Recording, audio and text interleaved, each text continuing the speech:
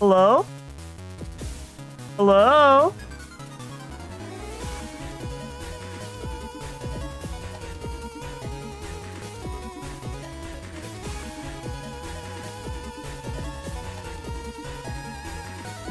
Hello?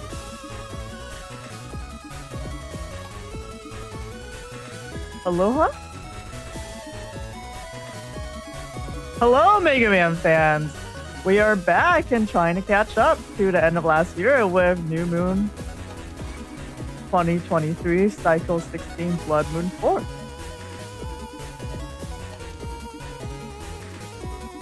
So today we're going to be covering the top cut with the winner's side bracket with our casters SoulXCross and Neryth.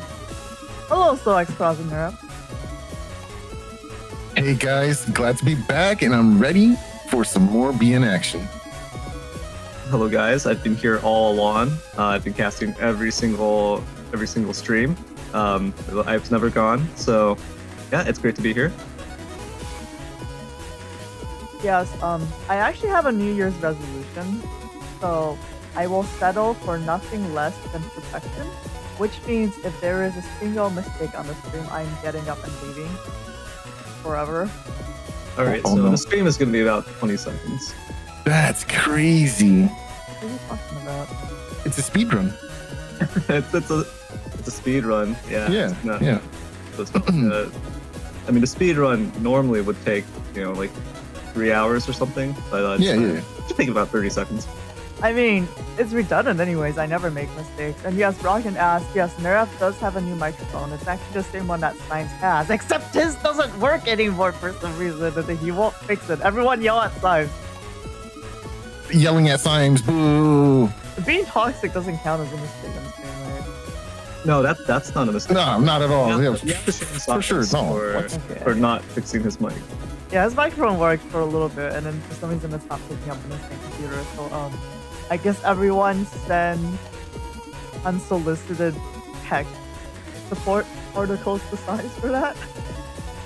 Yeah, about unrelated things though. Unrelated. Anything, any tech support article you can find, just send it to Symes. Yeah. Yes, and I want to thank everyone again for donating to us, even though I have not updated the Ko-Fi news the Ko-Fi news in almost an entire year by now. We have a lot to catch up with. Thank you so much for the support. Really appreciate it, especially the monthly donations. So we'll be able to buy another microphone for Symes that doesn't work. Yay! At this point, you wouldn't be able to convince me that he isn't just like selling them on eBay. he's like going out in a trench coat and there's just a bunch of M1GB microphones inside the trench coat. Or he self-sabotages. Yeah, he just like, he comes on stream and he goes like, wait 1 sec, and you just hear like a sledgehammer on metal. And he comes back with his fuzzy Mac laptop microphone and he's just like, oh yeah, I'm having problems. It's not going into the hole, man. I don't know. Okay, we should probably start. So I'm gonna jump into the brackets and talk about that a little bit. I'm on the quiet side? Really? Really? This is quiet? Oh, I guess it is a little bit. Hold on, yeah.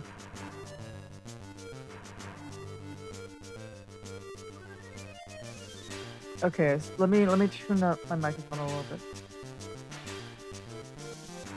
All right, let's do this. All right. Okay. Wait.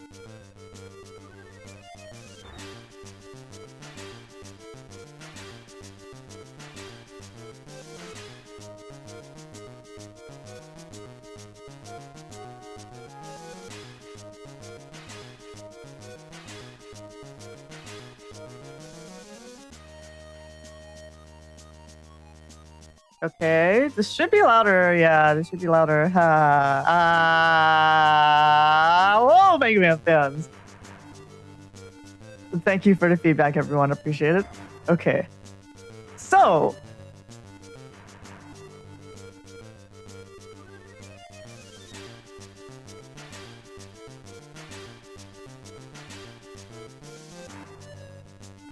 I believe last stream I forgot to give a shout out for everyone that played all of their matches actually, so I'm gonna do that right now. We had 26 people entering this new moon. Sorry, Blood Moon 4 bracket. So that was a lot of matches actually. Unfortunately there was I think 2 drops. But let's see who played all of their matches. Shout outs to everyone other than playerzero. So shout outs to Stoop, Symes, ChinaTV, A4 Average, AndMySax, Rockin, Not Third Person, Cha, Rocku, 0 Billion, Packfire, Alpha, Eyes of Heaven, Raw HXH, Rock Hunter Hunter, and how do you pronounce this? Rybig? I'm not sure if we ever figure that one out. And honestly, shout out to Thiago too. He played every match except the match with me, so I'm taking the hit on that one. So yeah, Thiago counts. And we're not giving a shout out to playerzero, even though you can see it clearly there because we hate playerzero. I'll shout yeah, it was playerzero almost out. a full moon. I'll shout him out. Okay, shout him out then. I'm gonna cut you, playerzero. You mean like a cut-in, right? Like a TFC? I mean, Yeah, something that's how like that. works.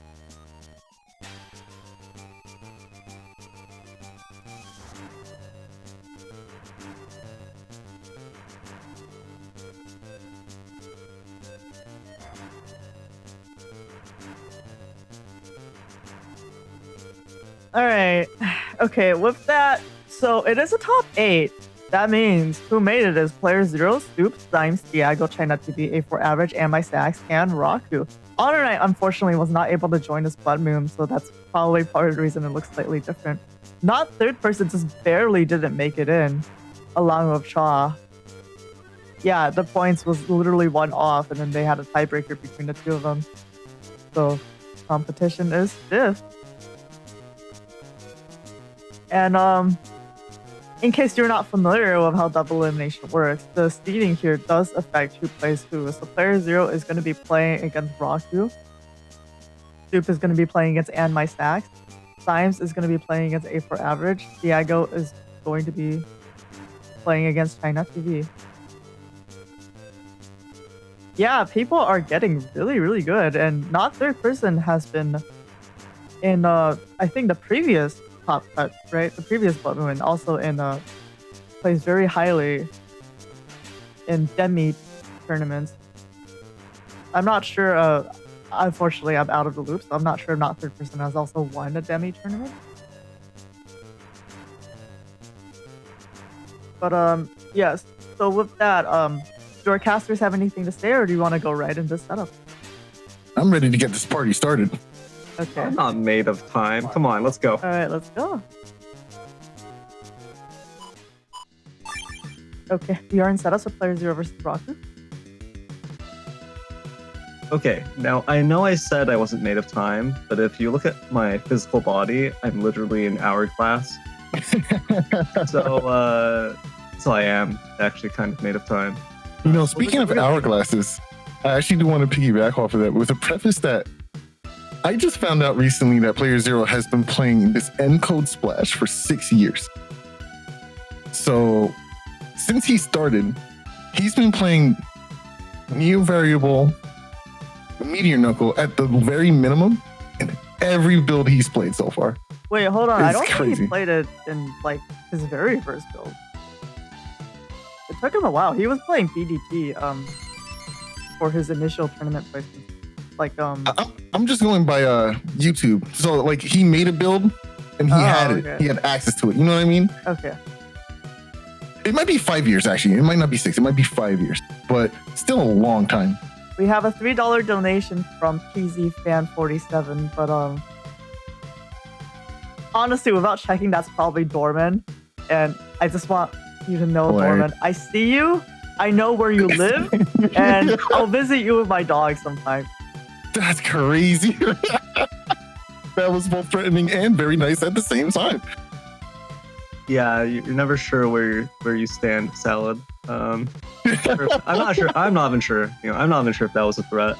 I guess it's a bit of both, right? A healthy mix, of course. Well, easy. You would have to provide a real address and not some fake one from a Crazy. fictional fantasy land before we can visit you. So, Speaking of fictional fantasy fan, yo, let's take a look at this unrealistic build that playerzero happened to make work. This is a encode with a slight ace splash in it, and it's been working pretty well from what I've seen. Got him into top 8. It is a very solid build that allows him to do some serious damage, but punish the flashing with those really powerful Elect Pulse 2s in A code. And it allows him also to check Fire Navis with, or rather Fire Crosses, with Spoutman SP. So it's really good against Gregar builds. yeah, I mean, Spout SP, Element SP, pretty standard stuff, pretty strong, just for the elemental coverage and the sheer damage they put out. Well, as you can see, though, playerzero is a firm supporter of both the UAE and also Vietnam. He's really showing his nationalism here for these two countries he definitely belongs to. And what else can we decipher from his code here, his folder?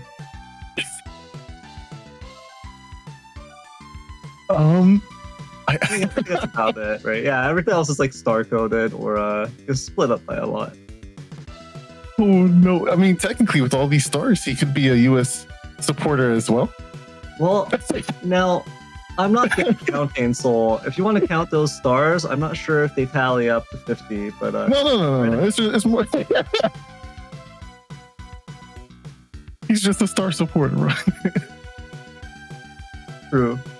I mean, yeah, this looks like a pretty playerzero build. Now, the last time I was really casting his sets, there was still, he wasn't running Muramasa, but I know that since that time, he has started mixing it up and throwing Muramasa and Neo Variable into the same folder.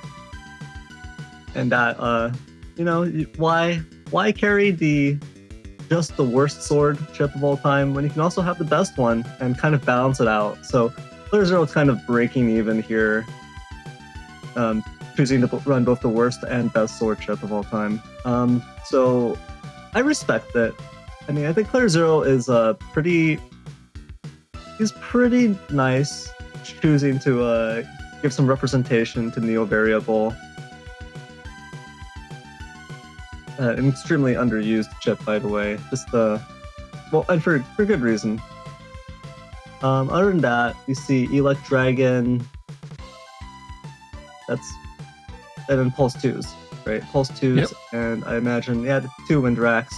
So you can see the Pulse Rat combo over there. What's interesting here, though, is that there is no gauge, so it's just full cast here. So PZ just chooses to leave the gauge to his opponent. And we can see over there on the right side that Rocku is running a double fast gauge. So one of those, will be able to be beast charged for extra damage. The other one, Rocku may choose to pop just to get that get those turn timers down faster and be able to get to the custom screen much faster.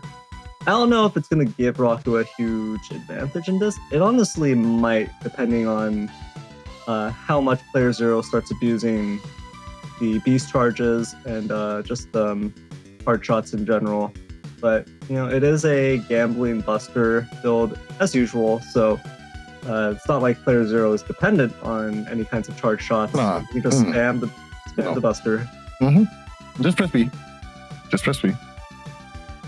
Anti-recovery, of course, and anti-sword in here. playerzero copying my technology a little bit. But, good chips, good splash chips. But when you mix it in there, your opponent has to kind of start gambling on whether or not they're going to shoot themselves in the foot. Unfortunately, Rocku is not running any recoveries, so the anti-recovery is a slight waste, but the fact that it's a star code chip and the fact that you can beast charge it does mean that, worst case scenario, you can just turn it into some free damage. One other key thing to look out for in Rocku's build is that they are playing uninstall. playerzero is only playing super armor. Oh no, playerzero also has shield, so an uninstall would be able to get rid of the shield program and of course the super armor. So that is pretty huge for Rocku in terms of getting value out of that chip, especially since PZ has no hub batch in their build. There's no way to get it back. So you're gonna have to pay attention, look for those situations when Rocku does draw it. Also, another really big thing is, of course, since playerzero is opting to play this bugged build, he's going to be needing to find that bug fix to get rid of those pesky bugs that he does not want to debilitate the rest of his turn. Yep, that's right. So we've gone over PC's build here on the left mostly, and then Rocku, though, on the right side, like you mentioned, does have that uninstall that can be used with both Bubble Star, Elect Dragon, and Wind Rack. So also there's Machine Gun 1 in there, star coded. So there's lots of options there for the uninstall. This is also going to be Meteor Knuckle Neo Variable. Unfortunately, I'd say Rocku is at a disadvantage, opting not to pick the best sword chip of all time for Amasa. But you can see the T-code SP navis there, which are Tomahawk Man SP and Tengu Man SP. Those two can be pretty good in this Falzar versus Falzar matchup. The Tengu Man SP, of course, is just can be very nice, just doing a clean 320 damage, taking out Life Aura, so on and so forth. This gives you a really good area to work with in terms of being able to remove that Life Aura, even if you've lost Tengu, even if you've used Tengu offensively early on, or you can't reach your Wind Rack or whatever's going on. Just having that extra wind chip in your folder helps a lot. Tomahawk Man SP also, does a huge chunk of damage, 280. That's going to be a huge threat to Tengu. And Tengu is a very potent cross for manipulating your opponent's movement, and just a charge shot if you can lock them in there. So Tomahawk Man SP is going to make playerzero think twice about that. Of course, there's also the risk of triggering anti-sword using Tomahawk Man SP, so we'll see how that plays out. In terms of the chips here, you can see that Z code, Sanctuary, and Grab Revenge in Z. You can see Life Aura and Barrier 200 being run. And then the L code offensive chips, a pretty standard assortment. Magnums, Bubble Star, and Elect Dragon. Not opting to run too many of the Bubble Stars and Elect Dragons. So we'll see how Rocku is going to deal with playerzero. There is a decent amount of HP to chew through here, although playerzero isn't running recoveries either. So that's just going to be the 1800, but as we all know, it can be very difficult to get that damage to land on playerzero.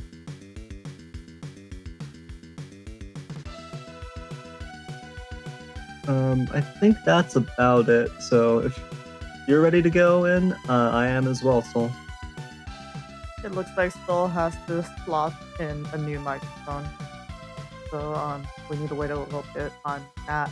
But also, you guys are calling him PZ. I thought he hates that. Are you just doing it on purpose now? I don't know what you're talking about.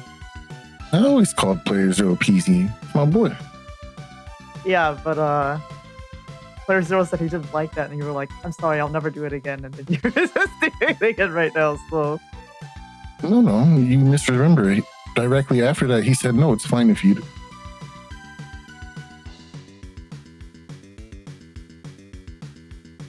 Yeah, but isn't that just him being nice? I mean, that's up to him to decipher, I guess. Yeah, that's true. Okay, this was initially supposed to be kind of a joke, but now it's awkward. Okay, let's just get into that. Okay. Okay.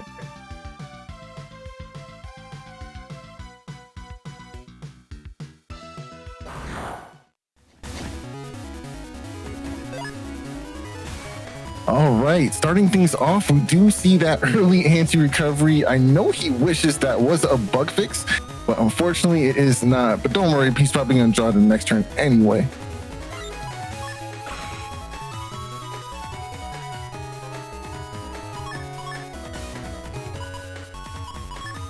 All right, yeah, I think this is a pretty solid turn one. The anti-navi is really good too, because a lot of people tend to use a really big mega chip in the first turn, especially when you see the T brothers looming on the other side and the Element Man SP. So you kind of want to read your opponent going for that really chunky Element Man SP damage and try to steal that for yourself.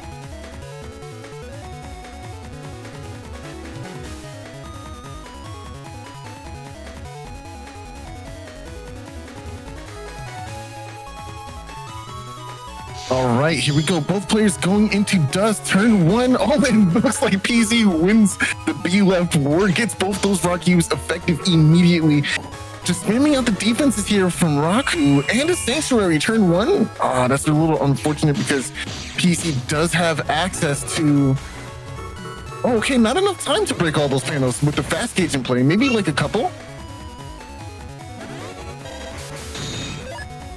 All right, okay, yep, just a couple of panels were broken indeed, but now it looks like playerzero drew the perfect hand to out this really, really debilitating Invis that Rocku popped off at the beginning of the former turn. So we can see some combos going, but is he really gonna shuffle? Okay, we're not gonna do this for the combos. It looks like we're opting for a different boss here. I could see maybe going for Tengu Cross with those two area grabs and the shield, but no, okay. Just gonna go for this area and a life aura for a pretty defensive turn, maybe bait out something. There's an anti-damage still up too, but in this way we get to protect dust as well, so it's pretty good.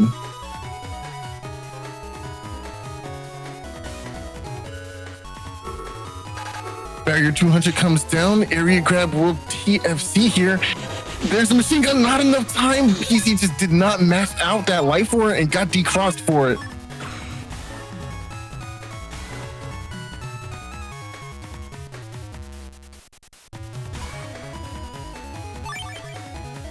Okay, I actually like the decision of just changing up the cross and going with the life aura.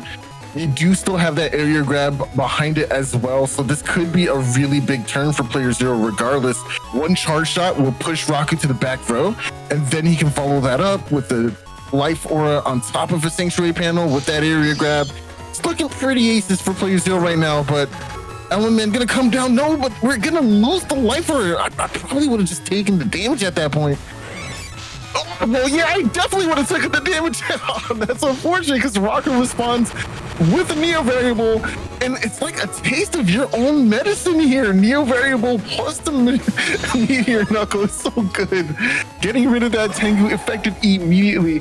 But, you know, playerzero is going to continue playing unfazed. But what's really scary is that we now see the custom bug rearing its ugly head, as we only have 6 chips to go for. In the next turn, it'll be 5. So playerzero is going to be pressured to take these really powerful combos earlier on, or whatever he can in his hand, because he has to get through his forward as fast as possible.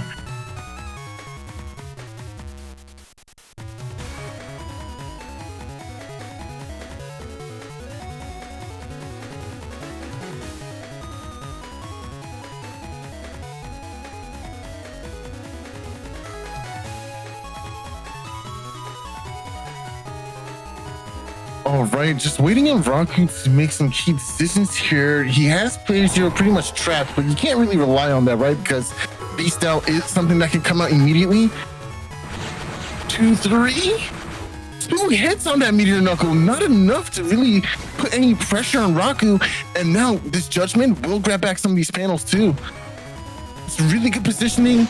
Oh, and interrupts the wow. Neo variable just stuffed out there. Really fortunate for Rocku, not going to lose any value in this upcoming turn. And it's PZ who's on the back foot now. That was an uninstall like Dragon too. Yeah, it's so good. Just a lot of value came out for Rocku in that turn. Losing the shield now for playerzero. Not that it matters, because we do actually have fouls are in play right now anyway, and we're in a beast out form, so we weren't going to have access to shield anyway. But losing super armor is pretty big now. Today's a good day. Beat's gonna come out and take away this mega chip. Today's a big day, so awesome flex. Oh, the life aura. Oh, the counter hit wind rack. No follow-up. Gonna go for the dust dig. 60 HP to player zero's name. Finally finding the bug fix at the very tail end of the folder. Does still have some combo potential here with the Element Man on a grass panel. It's not over, but it's looking pretty grim for player zero. I think I believe in God. Amen. I believe. I am now a believer. Bug fix comes down for player zero. No more loss of HP. Really important here. Anti-damage is going to be thrown up prematurely. Gets the Element Man SP. Of course, the Life Aura will go ahead and take the hit. Interesting. Valuing getting rid of the panel over. Dude, that was a good movement. Stepping out of those the dust beast. Yeah. Okay, now that the hand is filled up here, it looks a little bit better for player zero. Yeah, 60 HP though. We'll see if Rocku can close this out. They can't actually use the Judge Man with all the panels broken like that.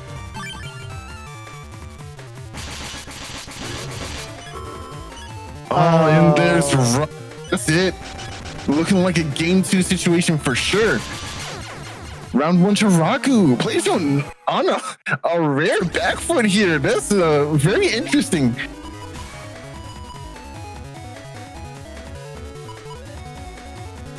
Don't worry about it. Player Zero, also known as the Dark One, he is simply giving false hope. Well, you know as how usual. you know how it works, right? On round 1, he gets the bad RNG, and then in grand finals, he's gonna just Follow up with the Erase Man. Oh, that was pretty spicy. We get to get rid of that other Guardian and get the decross at the same time, only for a 130. Yeah, that's pretty nice. What a big thing. Using the anti-navy to start this TFC, make the opponent think it's safe to throw up defenses, and then punish already at 480 HP. What a reversal from the last round, and that Mega Buster was key at getting rid of that anti-damage just now. No defenses up for Rocku. 480 does have access to a barrier 200 and of course a life aura, but hopefully you draw those. There's no recovery either for Rocku. So this 480 is stuck at this level, man. So there's just everything else. So if you read the NT Warrior manga, there's the life virus and how the life aura isn't actually perfect. So there's like a split second where the life aura goes down. That was round 1 where player 0 had a regular person luck, and now his plot armor just went back up for round 2. Oh no, this is game. Oh no, it's not, because we didn't beast out. Instead, we went for Tengu, which means, oh, the anti-sword value! That's what he was looking for! This is brutal because Rocku can't go into Tengu right now. But It has to be a beast out. Yeah, it's gotta be the beast, because Tengu would be instantly knocked out. That is good information for player 0, so he is going to be able to plan this hand a bit better in anticipation for a beast out. So here comes the beast out that will connect. Beat gonna go ahead and take away another mega chip from player 0 in this round. And he recovers up. Of course, there are no recover chips. That was probably just a bait to see what would TFC. And then full cuss comes in, allowing player 0 the opportunity to also go for this beast over. Or excuse me, beast out. Yeah, in that first game, Rocku made player 0 bleed. Oh, that was collision. Oh. The baby collision glitch into KO was so good. Oh man, that's amazing. guys explain how the collision glitch works? I'm not Bugs Bunny no name right now. I don't feel like explaining it. That like falls too into the life or stop player zero from flashing when they make contact, so it was actually doing 10 damage rapidly to Rocku. That was crazy. Technically, I think we do have. Like, I don't Yeah, think I that's think- considered a bug. Sorry, go on. I think that the more permanent collision is like banned, but the baby collision is just like, all right, whatever. I mean, the baby collision isn't the bug. Obviously, the thing that's horribly wrong is when you use a time stop as in the frame the collision happens and you're just doing infinite damage until they probably die. That's probably not how any of us want to go down as a net No. battler of our Navi, so that's intentionally trying to play around that is a ban clause. I'm not sure what you're talking about. It seems like a perfectly legitimate strategy to have your flash bomb do infinite damage. I mean, it's kind of hard to do on purpose often, I feel like, in PvP at least. I don't know. It is difficult, but we had a legendary Japanese player doing it on purpose to people. And he took Crazy. many victims, yeah. The legend of Soul. All right, just going for some Buster Bug progress here.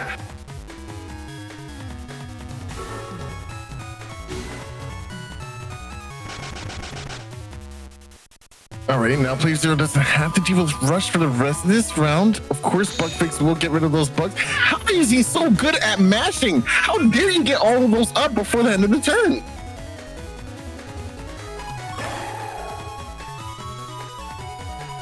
Look, it's Meteor Knuckle. And your opponent is in the corner. Will you go for it? Of course he's gonna go for it. Nah, I don't think going for it right now is a good idea. The panels are already broken. Your opponent has Tengu. It's just not a good look for this positioning. But I do like the idea of going for the Windrak Elect Pulse combo with the Beast out here. Could even probably trigger this anti-sword. I believe that's what's up right now. Oh, I couldn't get it. And there's Beat once again. Gonna go ahead and take away another mega ship from playerzero.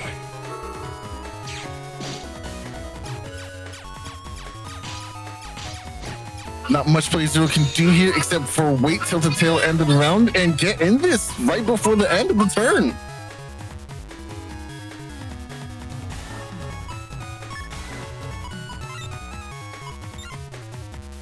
Looks like playerzero is gonna have to use this element SP to just clear the sanctuary. The other option here is to just steal back some of those panels, get those holy panels to work for you instead. But I think playerzero will just go for clearing all of them out here.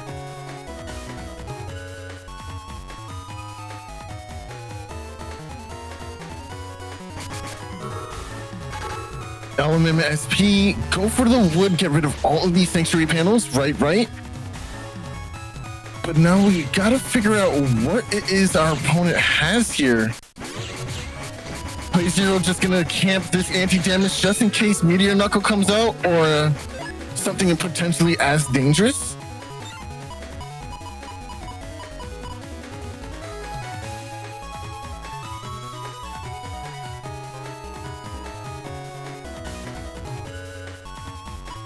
Definitely thinking about this anti-sword.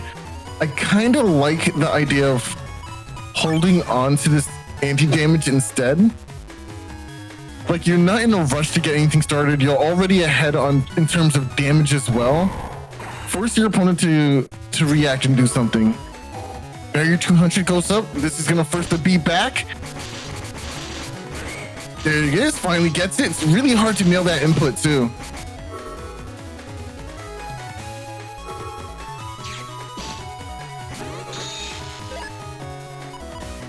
Will PC keep that hand? No, it seems like we're just gonna go for a very juicy Element Man into Muramasa from this range. Do you think he can mash it out? Oh, the full cast at the end too. Oh, this is gonna be kind of juicy. Okay, if he mashes it out, this is guaranteed. Nice. But did the opponent step forward or walk back? We don't know yet. That's a step up. Ooh, into that. Nice. 1K damage. Ooh, man, that's a lot of damage, man. Into a full cust. Oh, man, that's not how you want to go out. And now we do have these beautiful Elect Pulse 2s in hand. No beast out to combo with it either. So it's a little bit scary in that regard. But we do have a way to try and punish that flashing to get a big follow-up. Invis coming up. A Magnum. Okay, probably block off the opponent from that top row, so you're a little safe up there. Nice, good punish. It's a spell, man. Why did I baby? Oh, it's the baby bubble. Oh, no. Yeah, just camp top row. That's your safest avenue right now. Rocku trying to make a comeback from this situation, but there is so much heat in this hand for playerzero right now.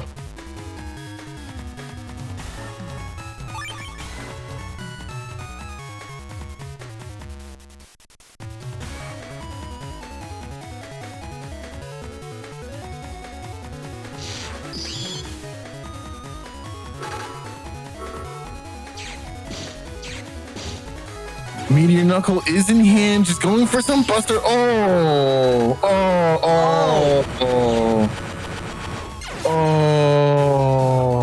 The last slash for good measure, too. That was hilarious. Good effort from Rocku, taking advantage of the one round that playeRzero's plot armor was not up, but unfortunately it did go up afterwards. Yeah, he got hit with the now I'm motivated. playerzero with the reverse 2-0. So unfortunate, but great job to Rocku. That could have been their round, but that last bit of a scramble, it just played up better for playerzero in that round. Yeah, Rocku approached playerzero, the dark eldritch deity, and he made playerzero bleed, only to find out that his blood is made of knuckles. So knock knock. Yeah, unfortunate, but that was a good effort, good shot from Rocku. We'll see if anyone can stop playeRzero's reign of terror. I hate this guy so much, man. Okay, so something I forgot to do was to go into the bracket screen and just show the visual of how the bracket looks like right now.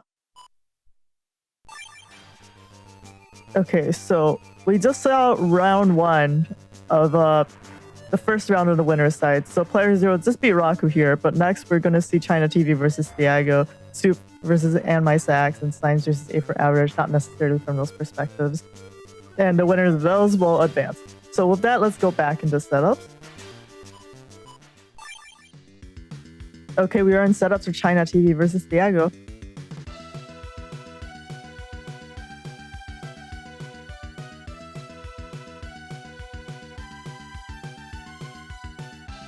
All right, we're gonna get some Rhaegar versus Falzar action here. ChinaTV with this looks like E code. Of course, you've still got the Q for Colonel Force, Gundel Soul 3, and Grab Revenge. So just the Gundel Force combo here in Q. But other than that, it's E code. Fireburn 3, Elect Pulse 2, and then oh, this is the Element Man trio, right? This is the Element Bros right here.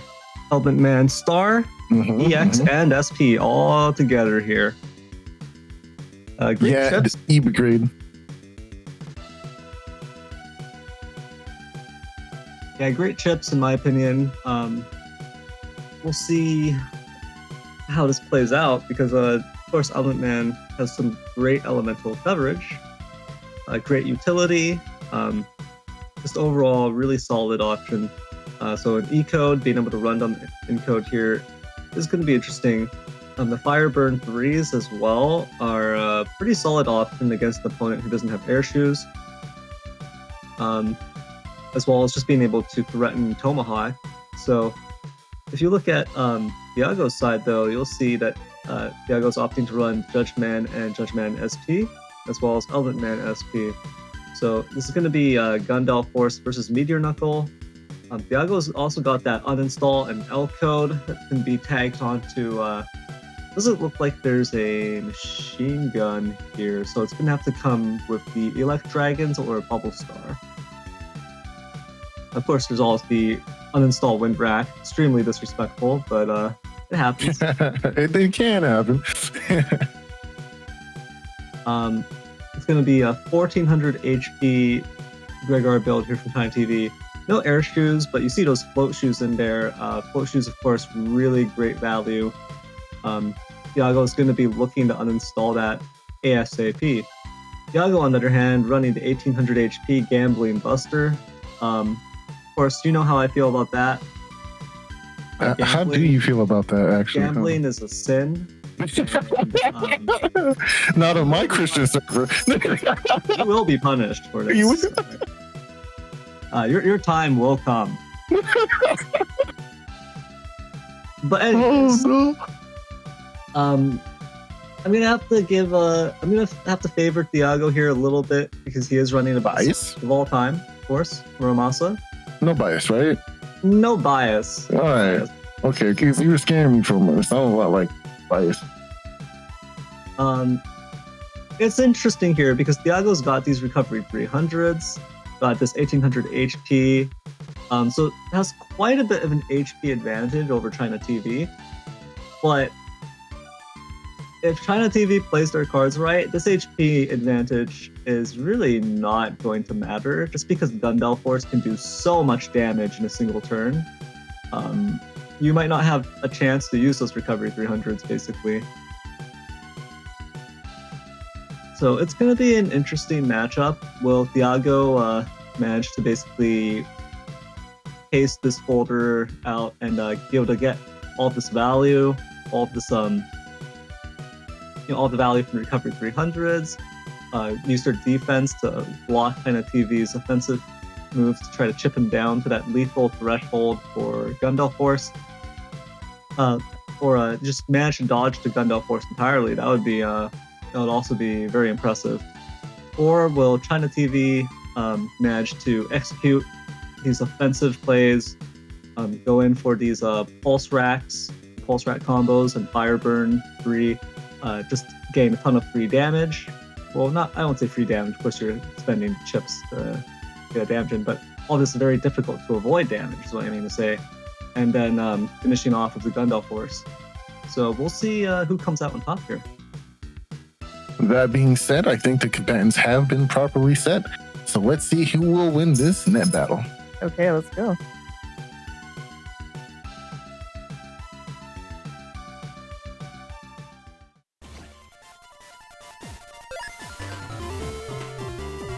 All right, kicking things off, of course, we are watching from ChinaTV's perspective.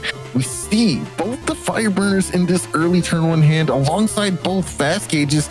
Not the most ideal hand that you want, but there is something here that we do got. We can combo off with this very well, and that's that Element EX. Can go for something like the Element Grass, maybe go for a Fireburner ×2 combo with that as well. Might mix up the opponent looking for a Charge Tackle to react to. We'll see how that works out for them. I'm going to be honest with you. Right here, I would actually go into Heat Cross instead of Charge Cross. That's what I think too. Just get that plus 50 bonus. I don't even care about the tip right now. I'm trying to do that DiMaggio, you know?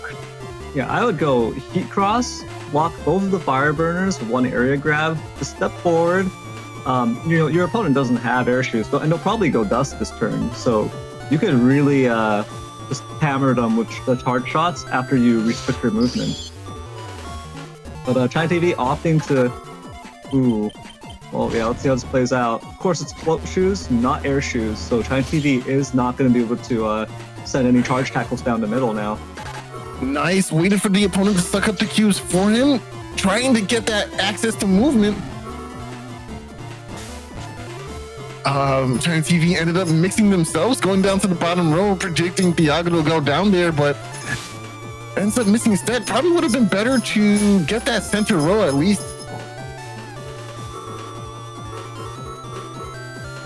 There's the fast gauge drop, and answered immediately by a slow gauge. Yes, really nice for Thiago to recognize his win cons. Trying to sneak out that 1 cube before the end of the turn, but just barely whiffs there. ChinaTV thinking about switching it up, getting out of charge cross. Of course, they would lose that +1 cuss, but I'm not sure it's doing too much for them right now. ChinaTV does not have any covers in their folder, so they have to make sure they can get out as much momentum as possible. Maybe just control the game to an extent, because any damage Thiago does will stick. And that's kind of the scary thing about playing these low HP builds, is that you have to be doing as much damage as fast as possible, because your opponent's going to be hitting you with a lot of haymakers. Spout cross from Thiago, probably trying to knock off that charge cross, but ChinaTV opted out of it, went into erase instead, so just one step ahead here.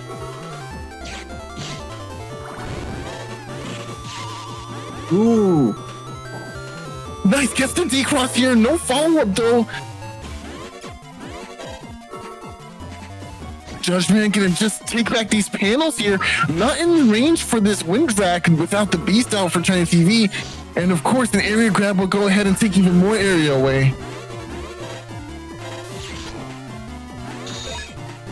Thiago's got to be careful with these cracked panels here. This next turn or two here, where movement's going to be kind of restricted a little bit, that could be a problem.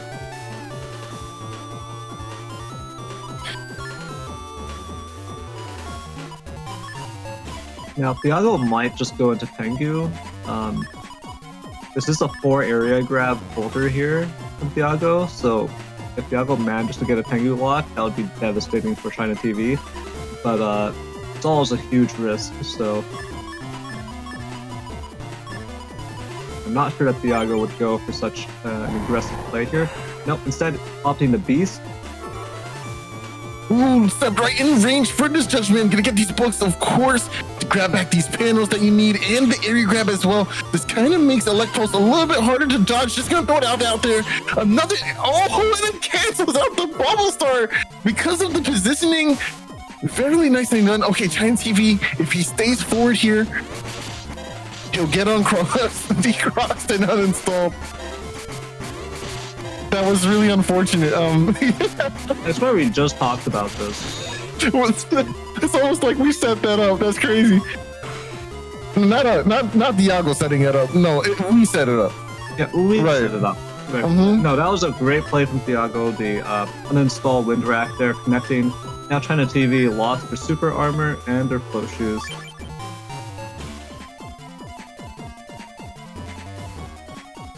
ChinaTV on a back foot here, down by approximately 200, and it's starting to look kind of grim, but we do have some combo potential still in the back of our folder.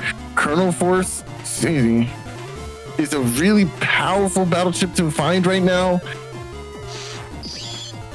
I'm kind of expecting recovery 300 at some point.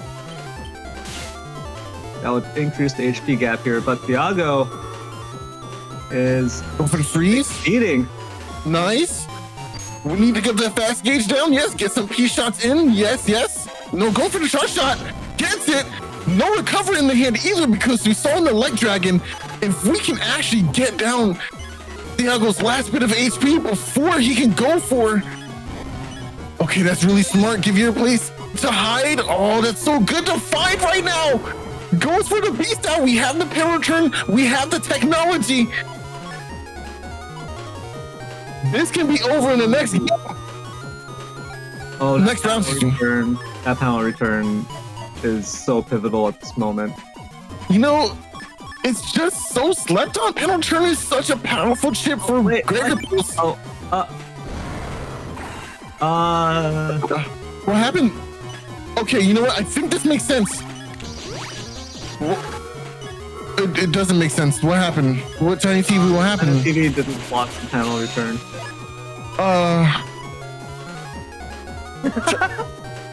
ChinaTV? China? Hello? Oh my gosh, that was the tools were there. The tools were there, but they were not used. China. What happened here? That was Oh gosh, if that panel return just came out, panel return into the Gundam Force, that could have been game. It's 770 HP. That really could have been it. In a fast gauge terminal, I guess, maybe not, but I don't know, man. That's so rough. How do you get back into this round now? I think it's pretty much a done deal. You need to do an additional 700, 770 damage now. You lost your biggest combo potential piece. This is really rough.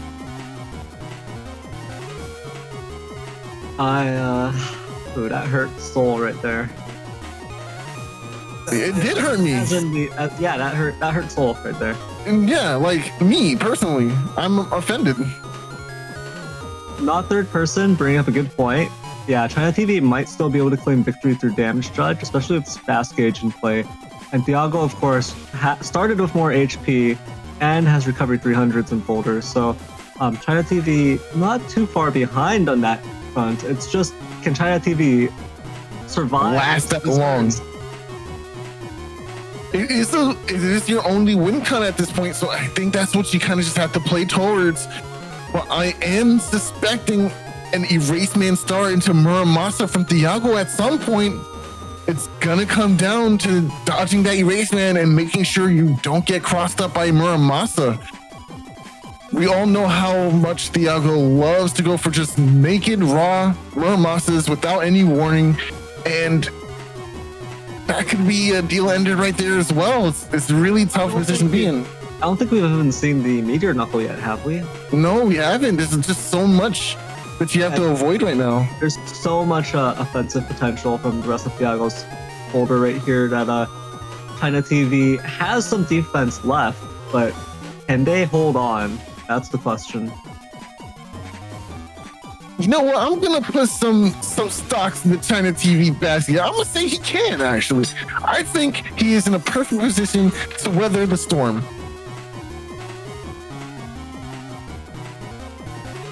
I think the real problem here is also that ChinaTV has this defense in hand, but really needs to use that wind rack to deal with Life Aura if they want to have any offensive pressure. Even just to keep Thiago on his toes, not let Thiago just set up these perfect defensive turns. I have to agree with that too. Any way to get rid of this Life Aura without beast charging, because beast charging can take a little too long, especially depending on which cross you're beast charging with. And then on top of that, Elect Cross and the Beast Out can't even get rid of that Life Aura because it only does the 190 damage here. Just shy 10 points to clear out that Life Aura. Could you imagine if you could get that to 200 like a Buster Up? I mean, I think that big problem here is that ChinaTV doesn't have great offensive crosses left, right? They've used Elect, they've used Erase. So once Beast Out ends here, there aren't going to be that many good options for actually being able to clear the rest of Thiago's HP. It's just going to be Heat Cross and Slash Cross. So with Slash Cross, obviously you need +1 area to be able to guarantee the hits. Otherwise, your opponent's just going to have to step into them for you. Heat Cross, it can be very strong, but I don't know if you're going to be able to land that many charge shots with it to the point that you're going to clear all of that HP plus the defense. Thiago? How long have we been waiting for Thiago? We're not waiting at all. We're actually just playing the game. See, we step forward, go for the Electron right here. Okay, the variable can get rid of this. You don't want grass here. You can't give your opponent recovery in this situation. Wow, baby Storm. Oh! Wait, how did... Okay, you know what? The baby sword did give you a little bit of leeway here. It was allowed him to buffer up the anti-damage, get a little more defensive value out of it. That's gonna do a lot of damage. Now we have to make sure we don't take any more hits for the rest of this turn too. Oh yeah, that's oh. Nice. Goes for that really chunky damage in that charge shot there, but just not enough to get him over that line. ChinaTV back to square one into the second round. That was a crazy amount of damage from that heat cross charge shot just because of the grass and tomahawk. But yeah, just not enough. Was just missing about 250 damage to actually bring Thiago down to 1.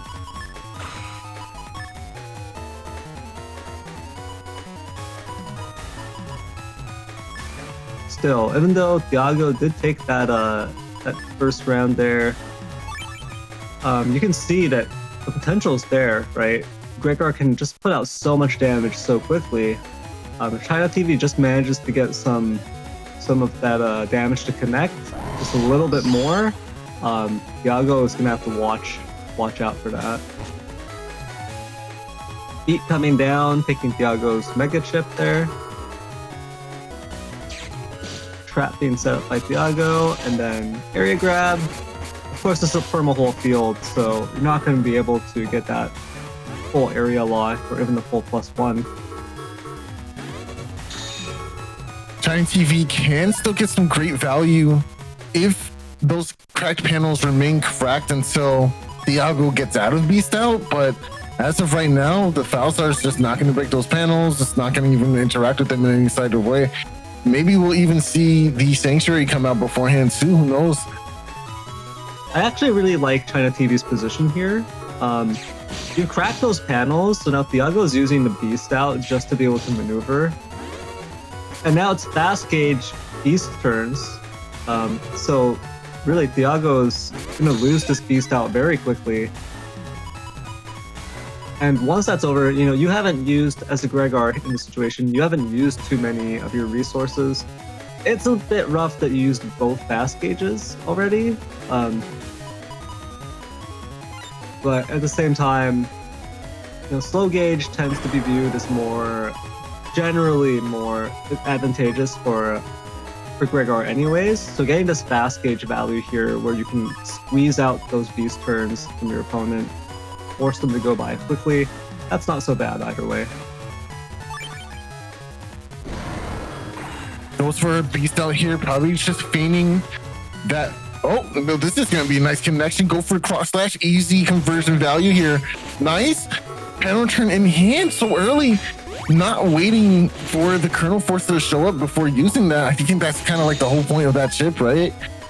But also recognizing that ChinaTV needs to get through this folder, right? Some way, somehow, got to get to these chips in the first place. And you can't do that if you're sitting on chips in hand, right?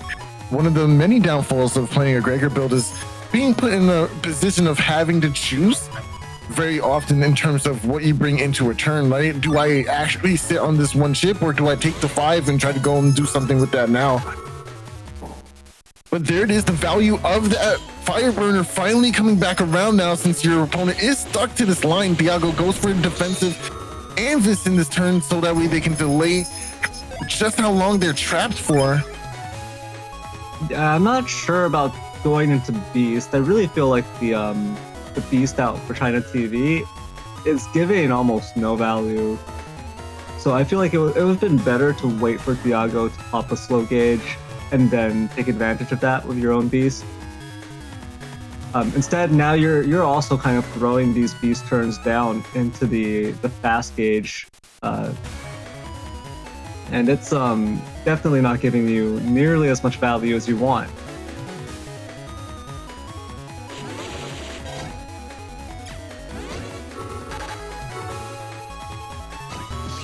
All right, L-Man gonna do a nice amount of damage here because of that panel there. Not going to heat cross for these fire burners, I feel like it's such a big missed opportunity to get that extra value on it.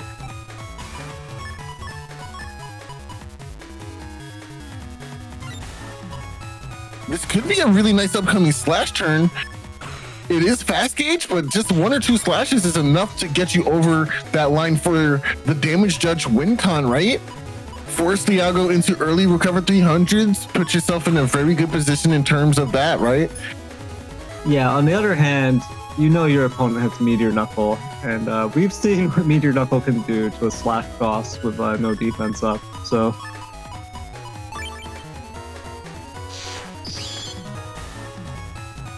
here comes. Oh, nice TFC. No TFC. What are we doing? For why? Okay, just rushing to the wind rack here. Good read for ChinaTV.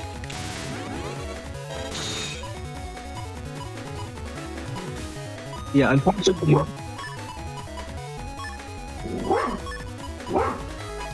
Yeah, and now we're having air grab and the elect pulse combo here in hand. No beast out to go alongside with it though, so it's not going to be in the greatest position.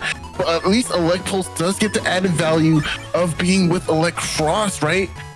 One area grab here would allow. Ooh, nice! Gets the ×2 here as well. This is looking really good for ChinaTV. Area grab does come down. Center knuckles only for 3 hits. Really nice, and can still move forward. Oh, but misses the conversion. Definitely needed that to hit.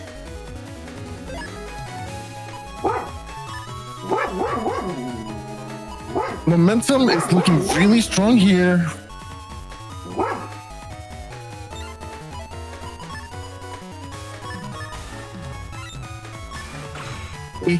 And we find a Colonel Force combo once again, but do we have the panels for it? I would like to check real quick before we lock in.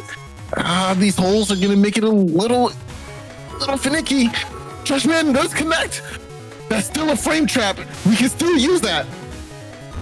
Cue it up. Nice. On wake up. Nice. Gets the conversion here. That's tons of damage. There it is. ChinaTV finds a way to take the second game. Wait, dog buff is real.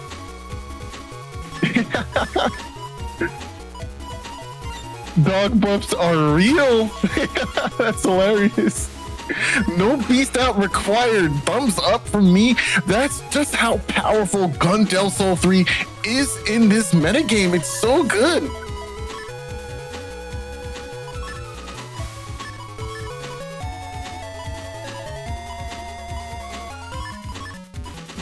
Again, ChinaTV getting both of the fast gauges here. Of course, one of them unavoidably is Reg, so it's always going to be there. But getting the second one here as well.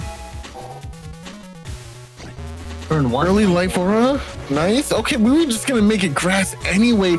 Could even go into heat cross in the following turn, trying to get this nice removal without having to spend too many resources. Or we have... Is that Element Man? It sure is. All right, perfect timing. Element Man will go ahead and clear this life ore, and now we can drop this fast gauge if we really desire.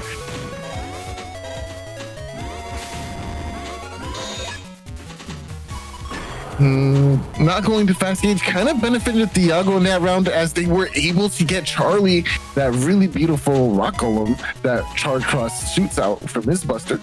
At the same time, giving your opponent fast gauge when they've got Dust Cross. Oh, that is scary. Good idea. Yeah, they could really cycle through to an ideal hand very quickly and get that extra value. Meanwhile, you're playing Gregar versus kind of iffy. And you can see that ChinaTV didn't really draw like a great combo. It's the Pulse Wind Rack, but there's no Fire Burner to end there, and there's not much of potential. I think in this situation, I would probably queue up Life Aura first and just chip charge and deal with the trap and dust at the same time. Ooh, that is. Or you can just erase it. Yeah.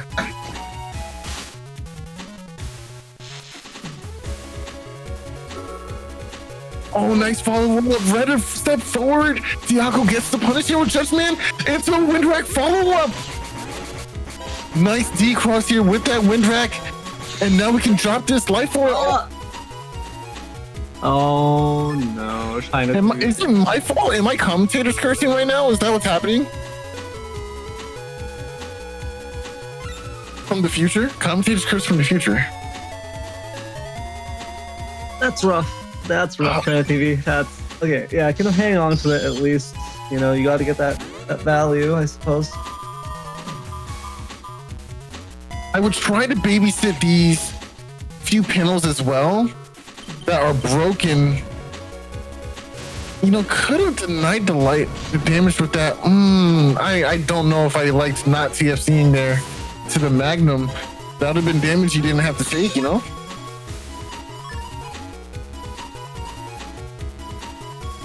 Yeah, Thiago is sitting nice and healthy at 1670.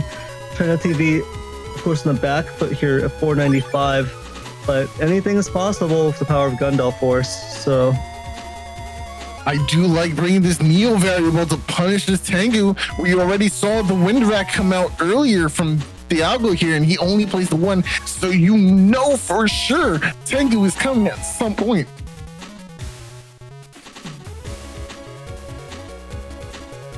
Thiago thinking about it, doesn't go for the Tengu. All right, that's fine for ChinaTV too. We can just babysit this hand here, not have to interact at all is fine. Just wait for the timeout and then visit here, get some charge shot value. And now we're perfectly lined up. Okay, I understand now. Thiago didn't want to just lose Tengu to the beast changing, right? So now we're in a situation where we might actually see Tengu Cross come out, but Thiago's still flashing. Gonna have to wait for the flashing to come to an end and then get that Neo variable input for the Sonic Blade, just so that way you guarantee that double damage. There's the Tengu.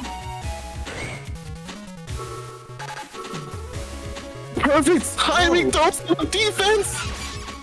Nice. No, not the interaction you wanted because he got sniped.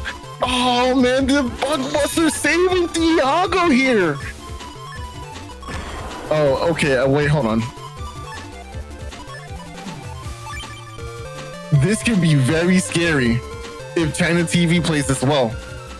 I kind of wish they put that area grab in the back of the hand and just went for pulse combos to start off with, just to see if the timeout time for these panels would end a little prematurely and then drop that area grab.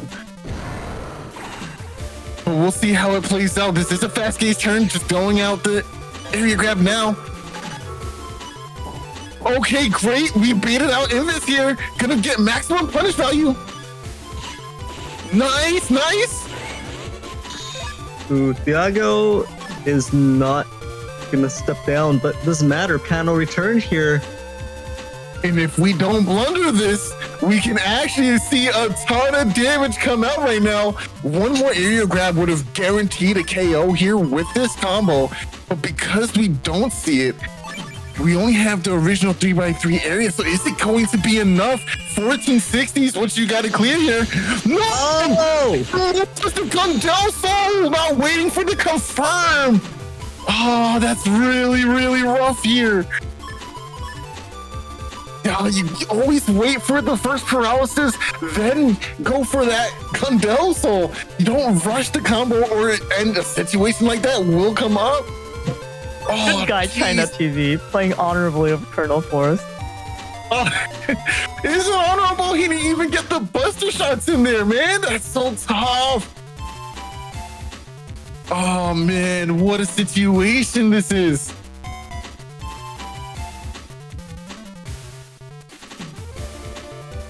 So in game one, ChinaTV didn't mess up the Colonel Force combo, was able to bring it back in game two, but now in this game three, we're in the same position as that game one. Can ChinaTV circumvent the damage? 780 versus 245, very close in the same HP range too.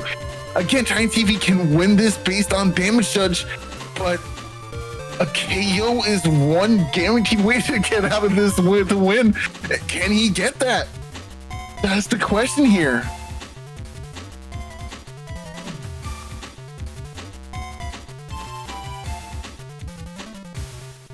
There are so many options for Thiago to consider in this round. Does he think his opponent has Element Man? Goes for the ground hand, okay, to get super armor available. Nice combo on top of the grass. That's pretty huge. Start beast charging. Oh no, okay, values the defense. Respectable, respectable. Double area grab here.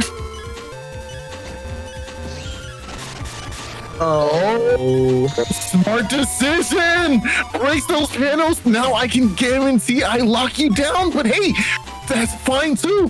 We were able to find a grab banish here. Excuse me, grab revenge alongside Judgment. We can get some serious damage here. No, this might be actually it.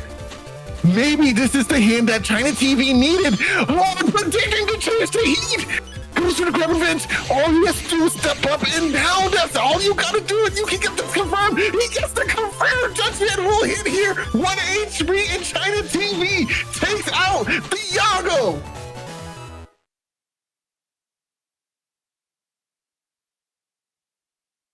That was really good. Wow.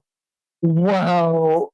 You know, you gotta be feeling really relieved after a situation like that, especially after throwing away Colonel Force. Oh man, you're like, oh, I did it. Oh god. I made it. Man. That was a terrifying conclusion to that set. It sure was. I thought ChinaTV had thrown that final game there with the Gundel Soul not coming in and actually doing any damage there, but that just goes to show you that grab revenge combo at the end there, grab revenge into the Judge Man, just doing enough damage to help clear out the rest of Thiago's HP. Really solid play from both players. Yeah, ChinaTV and Thiago both put up a good showing there.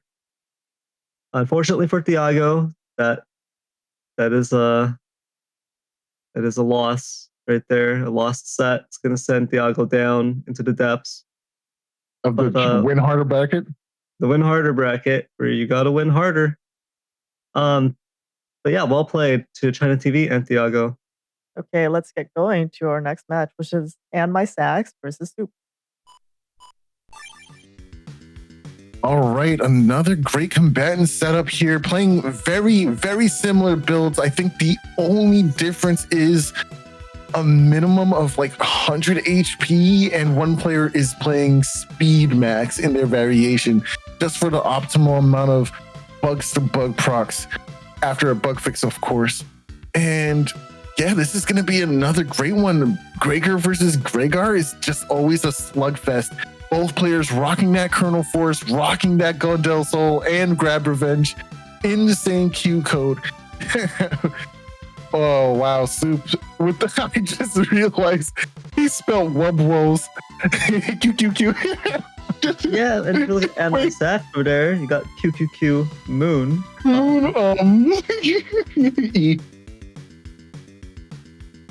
Wonderful. Thank you, Soup and AndMySax, for giving us this little treat.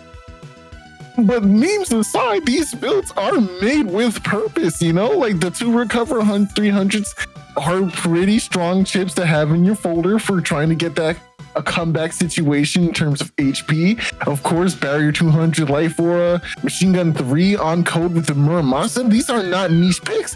Yeah, it spells out something funny, but hey, you know, I'm still gonna win, which is why we're both in top 8 right now. Yeah, and on the other side, you've got Soup with that the Magnums and W code, Barrier 200 there as well. Protoman SP, not going to be as useful, of course, in a Gregor versus Gregor matchup, but still really good 290 damage just to slap in there. Just a shame there's no ×2 threat.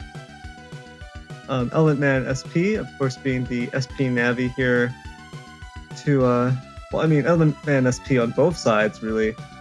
Just such an amazing chip in terms of its damage potential, its ability to clear life aura, and then just the general utility from it. So, of course, both players running it. Gundel Force going to be coming out from both players here in this Gregor mirror matchup. Major differences just being like the Muramasa and Neo variable coming from AndMySax. Pretty interesting here, running it in Gregor. Yeah, it should be a good set here.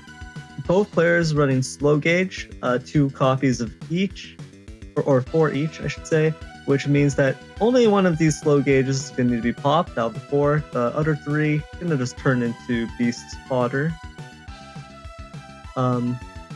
4 area grabs on both sides, so even in terms of the area control there. And I don't see, yeah, there's no grab banishes, so it's just a grab revenge with Colonel Force on both sides. So it's going to be very even here in terms of that area control. The one thing that I think is going to be funny here is the fact that AndMySax is running that anti-recovery. So it's going to get a lot of potential value here against Recovery 300. If the anti-recovery actually gets triggered, you've essentially knocked out 2 chips worth of the Recovery 300, right? You've negated 1, and then that minus 300 is just going to be offset by the other Recovery 300 going through. So it just cancels out 2 chips worth from your opponent. So in terms of the economy there, it's much more in your favor. But it being Gregor versus Gregor, chip economy may not be the most important thing here. Just because, when you're locked in there with your opponent with SoulXCross or Erase Cross, just charge shots firing off turn after turn, slow gauge, letting you get countless charge shots off. You could just end the match with using very few chips and just relying on your charge shots alone. So we'll see how it turns out here. All right, I think the bases have been covered. Let's go ahead and get into the match. All right, let's go.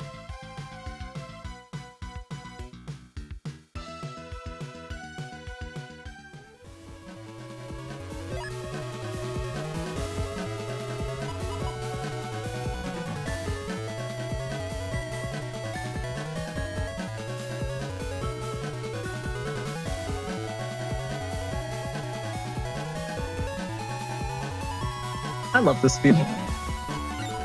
I actually dislike this field very much so, honestly, because I have unfond memories of getting trapped up in that front row after an air grab. And that's the greatest thing about this field is the fact that that forward conveyor panel, it's beckoning you.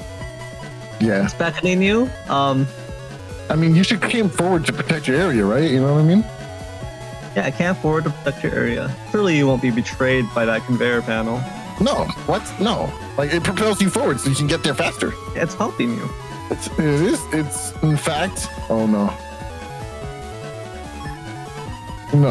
No, Soup would never.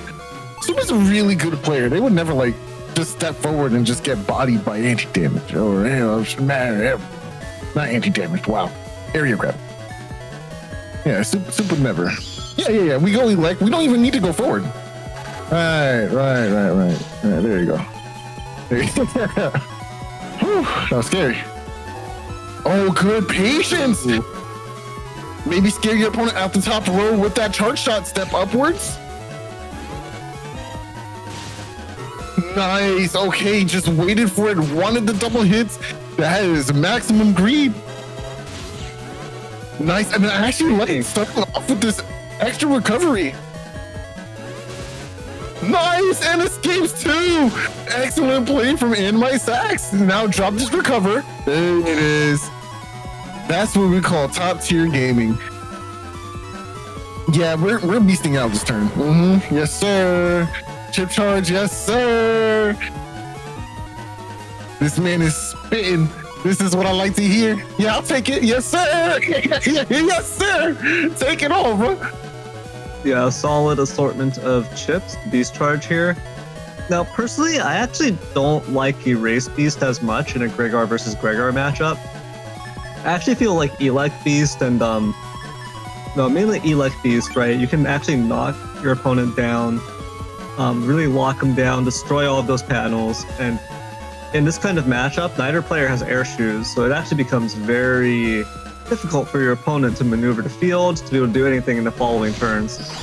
You know, that's very fair. Never really considered it in that way, but I think it's also very recent that a lot of Gregor players haven't been playing that air shoes in their cuts as often, right? So it's even better now in the mirror match. Nice, holding on to that invis because you know you can't TFC to it. Gonna have to take your licks on the chin, go for the chip charge again. What are we doing? Soup, step forward. I feel like that invis should have just been popped. like used for defensive purposes here, to be honest. But because yeah, you're trading that onto a sanctuary. Your opponent's taking half damage there. Isn't going to be too bothered by that little chunk of damage from the erase tail. Only one Windrak in this entire folder for AndMySax here. So, and it's not even regged or tagged to anything. So it's very, very scary for them to decide if going for this Windrak now is a good idea or not. Definitely not going to go ahead and take it here, which is a pretty decent decision. Hip charging, not going. Okay, there we go. Go ahead and get that area back. Drop that slow gauge. Oh no, chip charging it away. Wants to get rid of all this area, but look at this HP differential now. Nice, gets them in the back corner. That's what you wanted. Get some punish going. Area grab also comes down. And we have another one of these. Oh no. That's not what you wanted. Accidentally releasing it. Oh, go. Yeah, that's it. That's it. Definitely an adjustment to be had in that, from that first game. Just a few differences that in decisions that you could have made would have been really good for AndMySax, but Soup was able to capitalize on those situations that got him the lead and eventually that round one. Honor Knight in Twitch chat saying Elect Beast is so risky with Life Aura still in play. I mean, it's technically true that you can be walled out by a Life Aura, but you also saw the reverse of that happening with Sanctuary, making the Erase Tails essentially useless there. Like, really, really bad value charging the Erase Tails. Whereas Elect Beast would have been able to just shred through those Sanctuary panels, while also immobilizing your opponent, paralyzing them for a good chunk of the turn. So you get some defensive value there too. So really, it just depends on whether you're more comfortable losing out versus Life Aura or losing out versus Sanctuary. But either way, Soup getting a really nasty turn one here, locking AndMySax up against this Super Rock. Who needs a conveyor belt when you have a giant rock? Yeah, and SoulXCross here just getting so much value. AndMySax getting these panels back here, Judge Man, but a little bit too little too late here. So much damage has been done. AndMySax is definitely going to have to pop these double recover 300s just to stay in, avoid being deleted in the next 1 or 2 turns.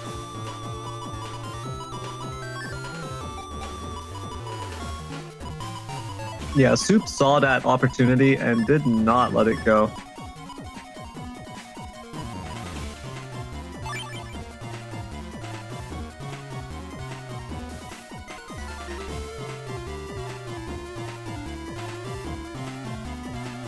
All right, this is not too bad of a situation for Soup, but AndMySax just has a lot to catch up on. 300 HP will definitely help circumvent that differential.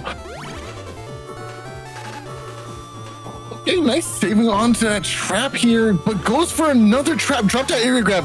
Oh man, that's really unfortunate because Soup had another area grab anyway.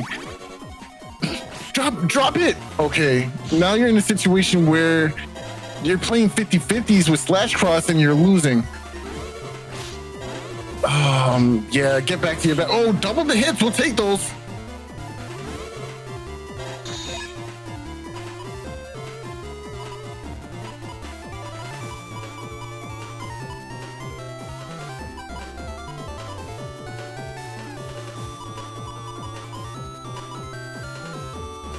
This hand has so much potential in it. We got Bug Fix here, Barrier, a Beast Out is not that bad of an idea, but I kind of like the idea of going for Electros first. It's a faster beam, lower charge time, just higher DPS overall, and you could even throw down the slow gauge for good measure. I think what AndMySax is seeing here is, if you look at that hand, you've got the Gundel Force, you got all these offensive chips here. The odds that AndMySax isn't going to be able to pull into Gundel Force within these beast turns is very low, right? So AndMySax is just going to use this turn, actually canceling out of it, but I feel like it would have been safe to just go beast. And then that way your opponent isn't going to be able to see the Kernel Force. Oh my lord, Soup! That was 3 hits off of that one erase beam.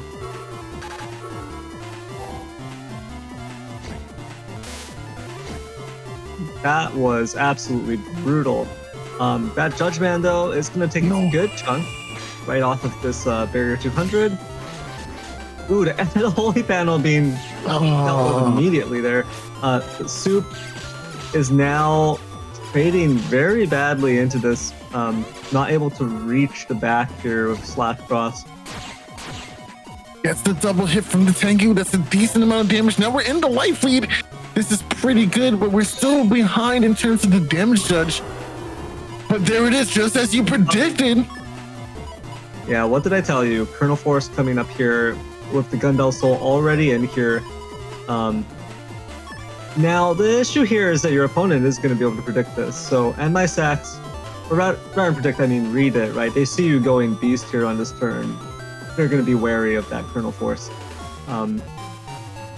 AndMySax is opting instead to go Beast, do one more turn of just DPS with the Erase Tails and Gregor Buster probably.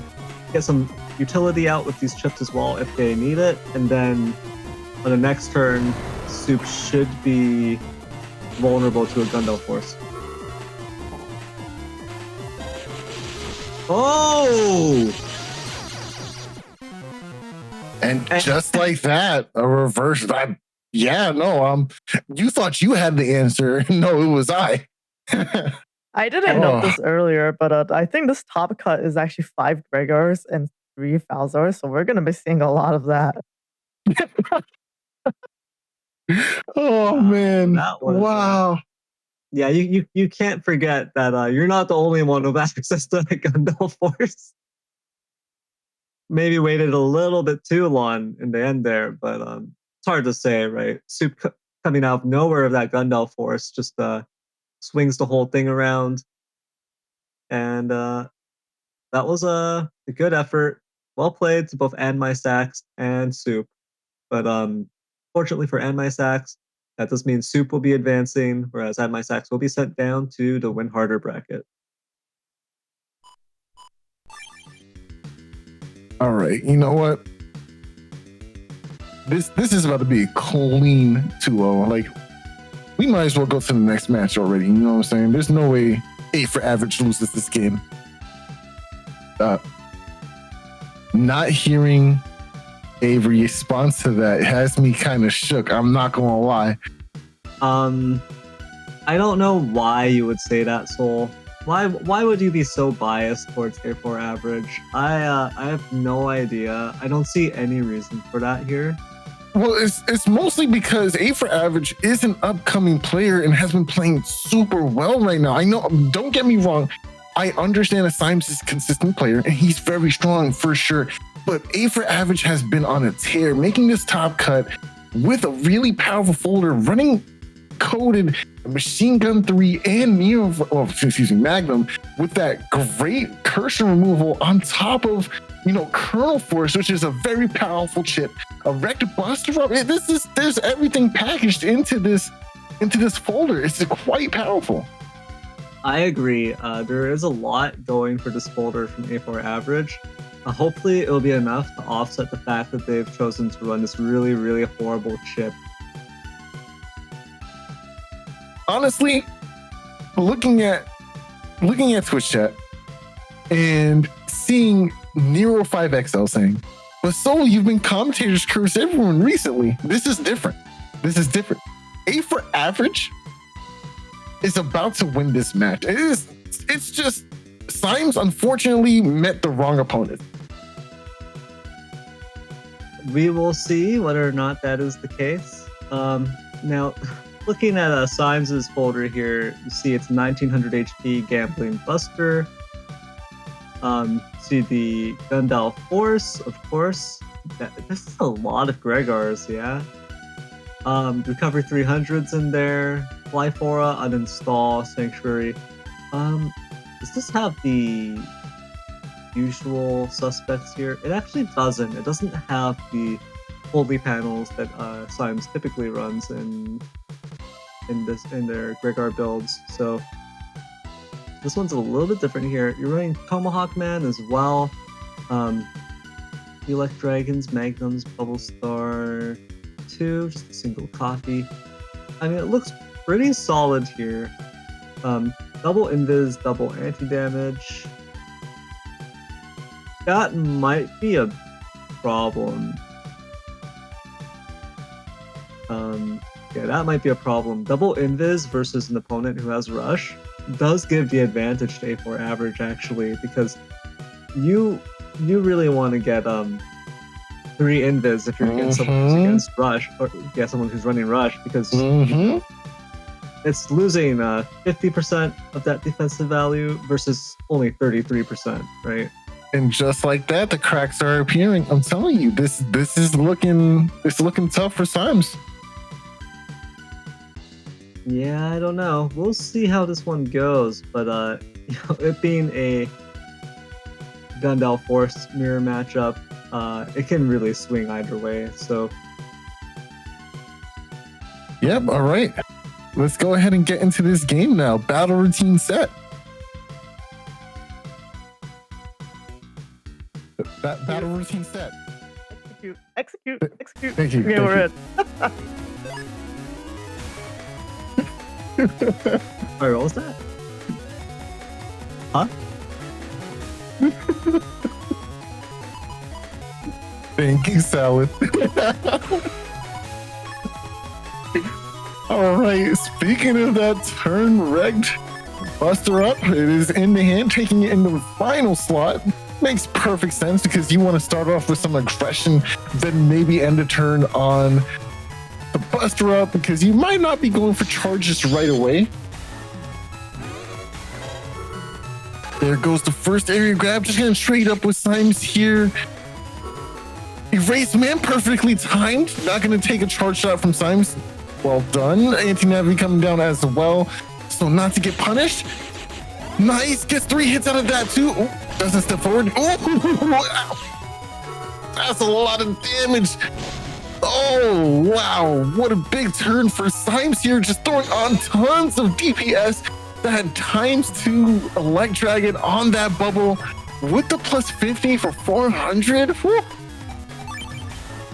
Yeah, this is rough for A4 average because there are no recoveries in folder, whereas Symes does have 2 recovery 300s. So this 600 or so HP gap between the two of them could spike up to be an even bigger one once Symes drops those recoveries.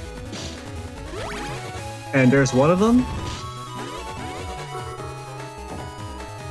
I like this Magnum here. Oh, good defense from Symes. Not gonna opt to lock down. Oh, but shuts off his own element for D-Cross here. I swear, I thought Symes was about to go for ice.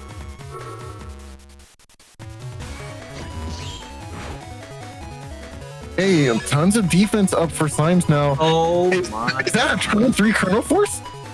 So this is something I didn't get to bring up, but the one thing I really like here from A4 average is the fact that there is the plus 30 attack plus 30.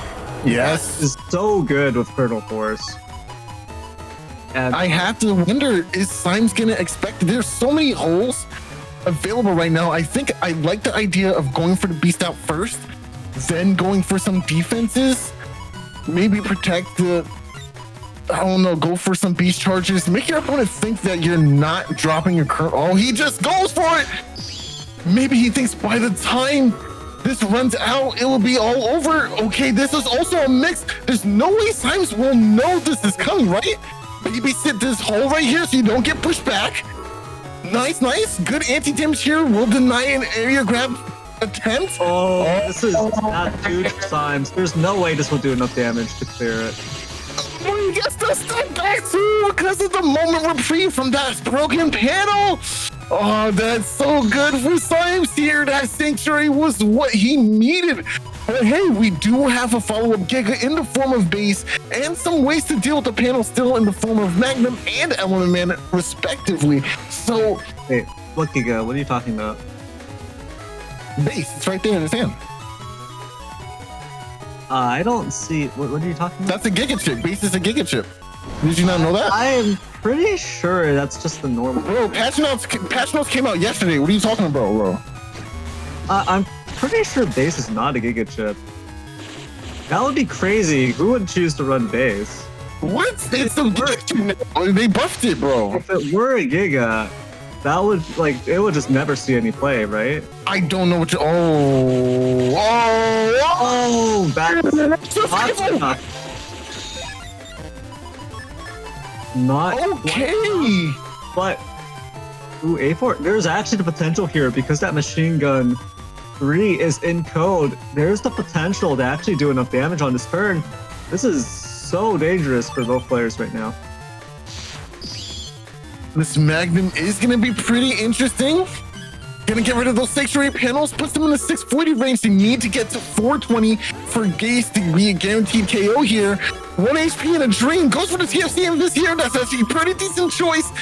You need to do just a little bit more damage. Okay, base does come down. 2, 3, 4, 5, 6, 7, 8. Okay, that's really good, but you just have 1 turn left. Can he survive? There's no way. Oh, just Symes drops! Oh, he tried to do a dragon! Okay, yeah, this life aura's gotta come down. Gotta come down, gotta beast out. Go for these wind racks. Don't cause any flashing. Just go for your wind racks. Go for the life aura. Protect yourself. Please, please. You have 1 HP. Castle. The White Castle. Wait, what? I don't know what I don't know. I like this. Life Aura TFC comes out. The smack will happen. The volcano panel is gonna come out. Life Aura comes out again. The second one. This is the second one. When did I come out? Oh my gosh, this is too close.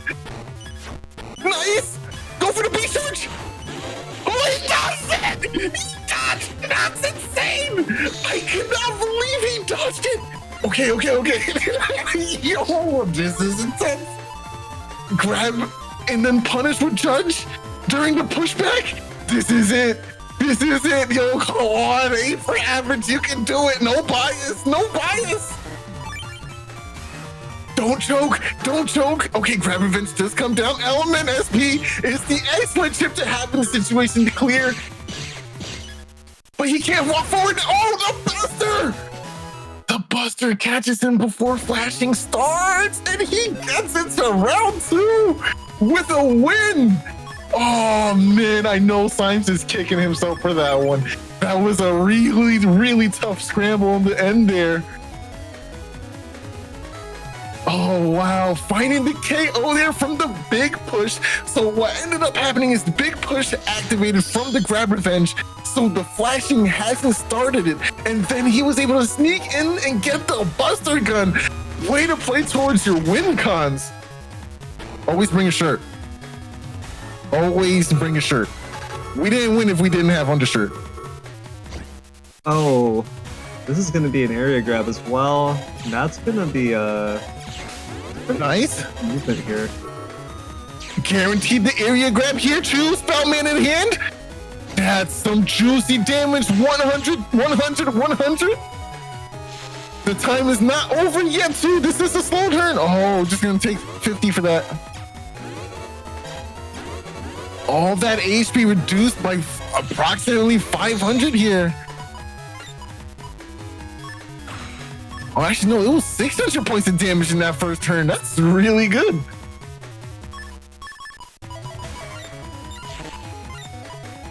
I thought he was about to chip charge /cross with the Neo valuable. I was about to go insane. Oh, man. I mean, you might as well, like.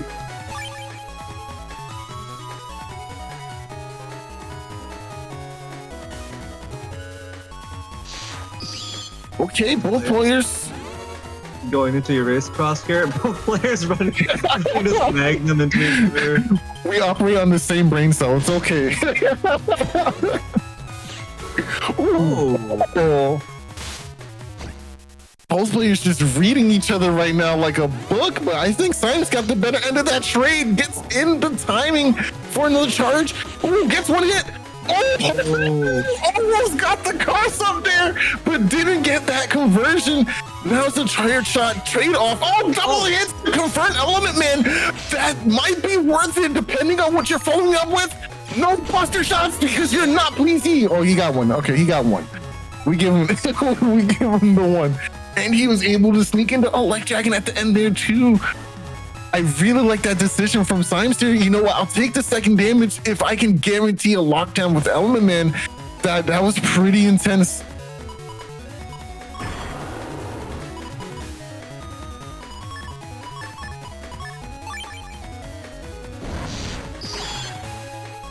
Okay, beasting out here for the guaranteed damage.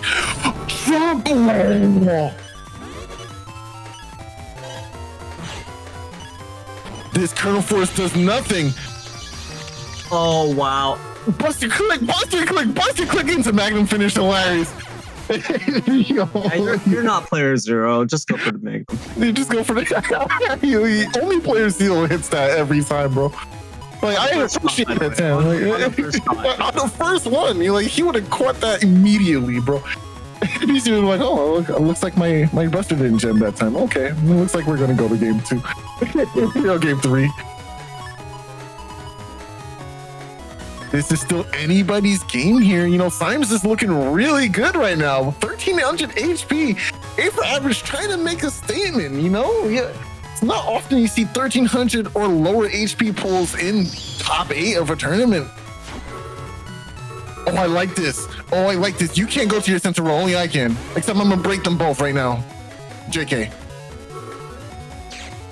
Going for all these TFC-able chips, hoping to break the concentration. Definitely succeeded. Only Baby Sword came out. Symes just playing very cautiously here. Nice. Oh, doesn't get the ice conversion though.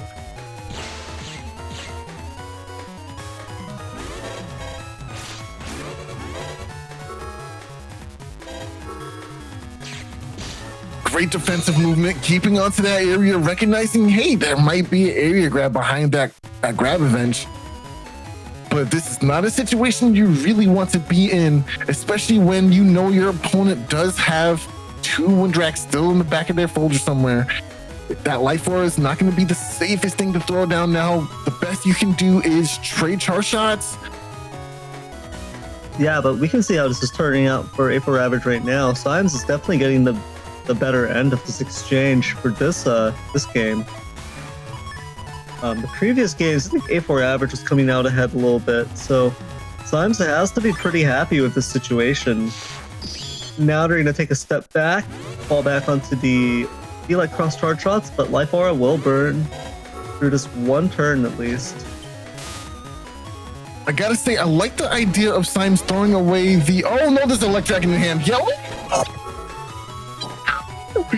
Excellent movement, dodges the... Oh my gosh, you rad man. I can't believe you dodged that. That was insane. And now we still get the perfect power and abilities of this protection from this Life Aura here. Now, if those who don't know, Elect Dragon does 150 damage. With Elect Cross up, it does an additional 50 that would have taken out the barrier, but because the A for average, perfect, smooth movement, he was able to deny losing Life Aura for another turn. And now this is the situation we're looking at. +1 area and even a Colonel Force, but not going for it. How interesting.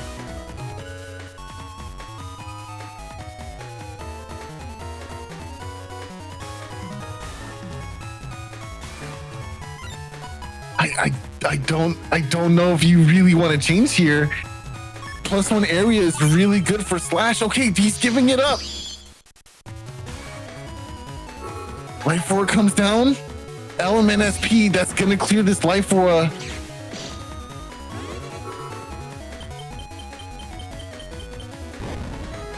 Okay.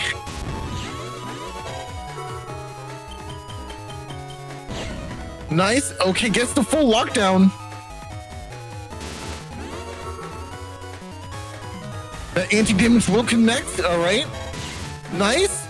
Going for some buster shot straights. No reaction. Head empty. Oh, that was profitable for Symes here. 480 in a dream. 340 in dream. Oh, this is it. Base in hand. Could do a decent amount, but that current force is looking very profitable right now. He's locking in the I love you. That's my homie right there, for real. That's gang for real. Hold on. Yo, that's homie for real. Yo, he said I'm taking base. Yo, let's go. He gets the conversion. That's gonna be a serious all-up. Anti-damage coming down. Goes for base. No deep. Oh, there's a life for her. Oh, the age-old tale. How unfortunate. Well, at least that wasn't a Giga, right? That was just a normal chip that was burned right there. So, you know, that's not a bad exchange for life for us.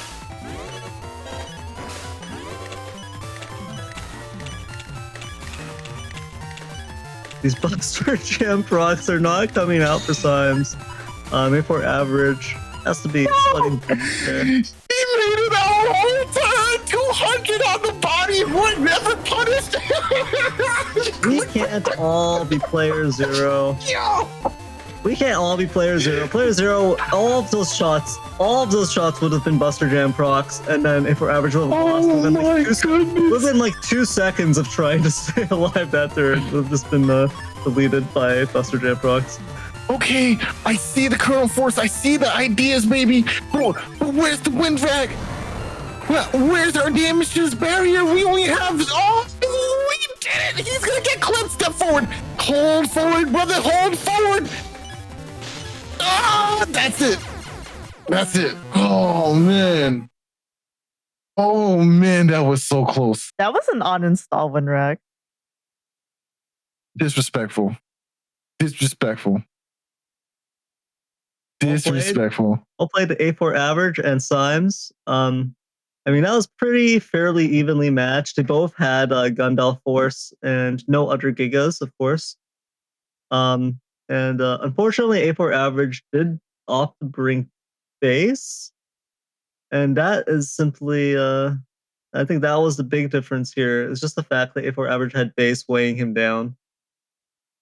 So well played. Unfortunately for A4 average, that means Symes will be advancing into the through the winners bracket, while A4 average is going to be knocked down into the win harder bracket. Okay, so with that, I want to go back to the bracket screen. Okay, so we just saw this play out the first round. And this is what it looks like now. So player 0 advanced and we'll be playing ChinaTV. Scoop will be playing Symes. This is going to be the winner semifinals coming up next. So everyone that was knocked out is going to be in a loser's bracket, which we're going to see next week. And with that, we can go into setup for our next round.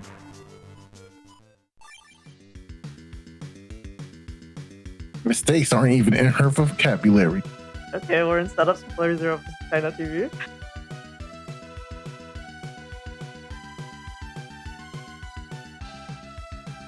All right. We've seen both their builds. We know what's up here. Most things.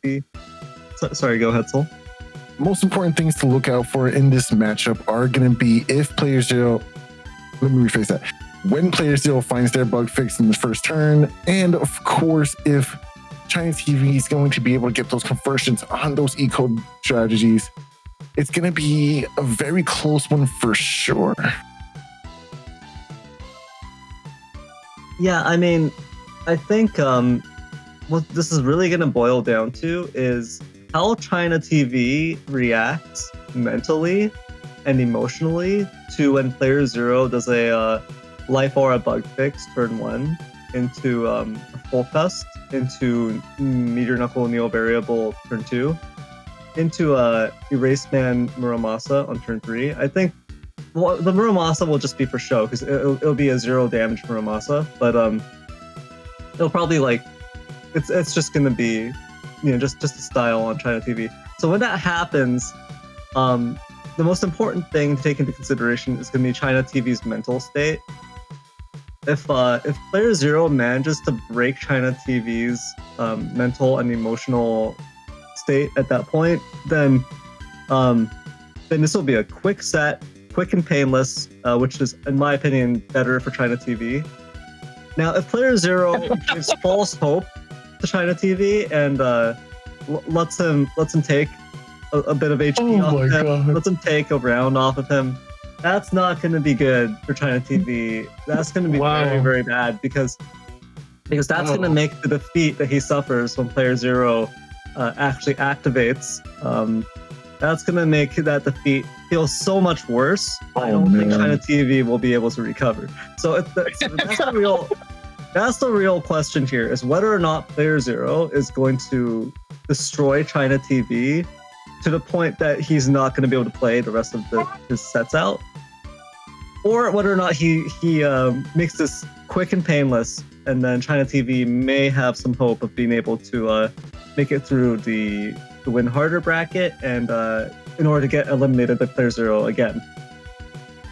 As our third co-caster so clearly pointed out, it is time to end the talk. Let's get into the match and see how it plays out. Just no comments on any of that, huh? Alright, very well. I have no words.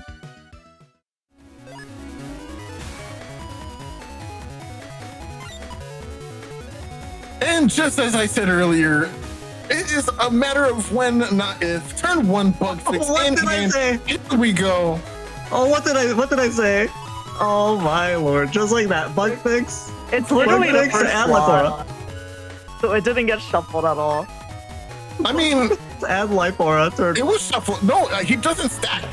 He doesn't stack. He shuffled his deck. I saw him shuffle it, and Judge cut it as well. Judge also cut.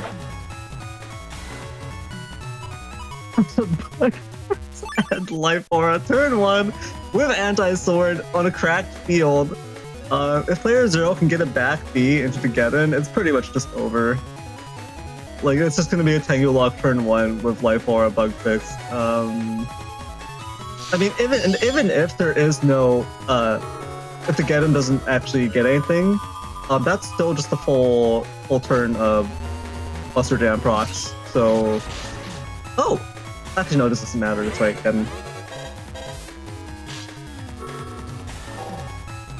See, Player Zero offering ChinaTV a little bit of false hope there, going, oopsie, look at me, walking into that erase beam. Just bustering down on these 2 panels. It's so sad. I'm honestly shocked. I'm shocked that that last. Oh, there it is. There it is. And what are you thinking? What were you expecting? A turn without getting a proc? Like, Play Zero? Never. He got 2 procs that turn. One of them got that nasty 50 damage in. Another one pops this anti-damage at the very end here. So, yeah, all in all, I'm surprised we don't see the Meteor Knuckle Neo variable yet, but that's probably going to be a turn 3. Turn 3 maximum, of course. Like, he has to find those answers in order to get the momentum he needs to win. It's not a if, it's a when. A when, Neryth.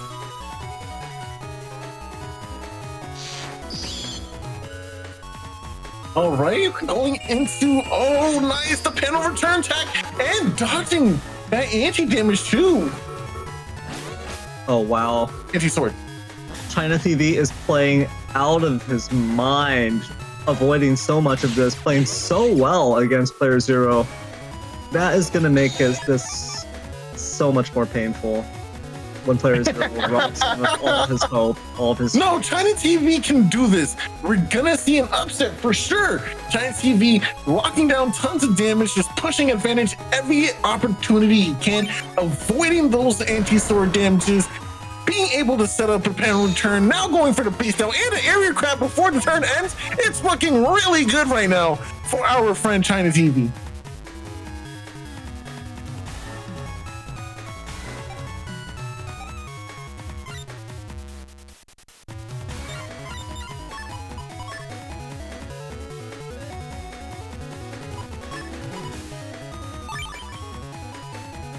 Okay, going for a get in here. Up close like this is really scary.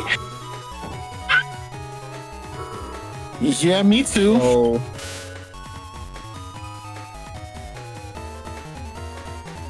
Wow. Wow.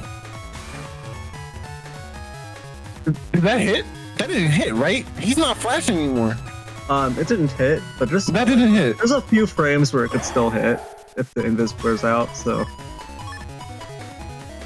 Oh, this is not going to be a good turn for ChinaTV. Unless they counter hit with their own elect pulse and they get a double counter hit.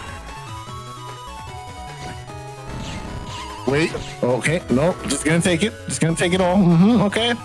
All right, make a damage. That's so good. Wow. Oh. Well, all right then. All right. Yeah, there's the Gundam Soul right there. I mean, That Gundam Soul is gonna do so much. I don't know that there's enough time to get all of it out before the panels return here. We'll see. Might be able to get most of it, if not all of it, but.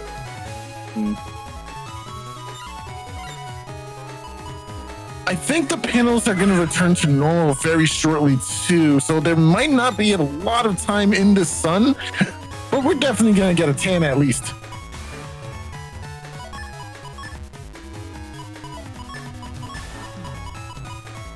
Oh, is he going to drill drive? He's going to drill drive. He's going to do it. He's going to do it. Oh, it's just... Wow. I didn't... It got interrupted. Didn't know that's how that worked with Gundam Soul. Maybe it's because it was just starting up? I don't know. That was weird. No, you can interrupt it. Interesting. You know what? That's actually really fair that they programmed that to work like that. Like a machine gun, you'd be able to keep the anti-damage and just be invulnerable. But there's no real option to like avoid the damage if you're getting hit by a Gundam Soul. So it's like, you know what? Yeah, we should be able to interrupt that. That makes sense. I love this game. This is a good game.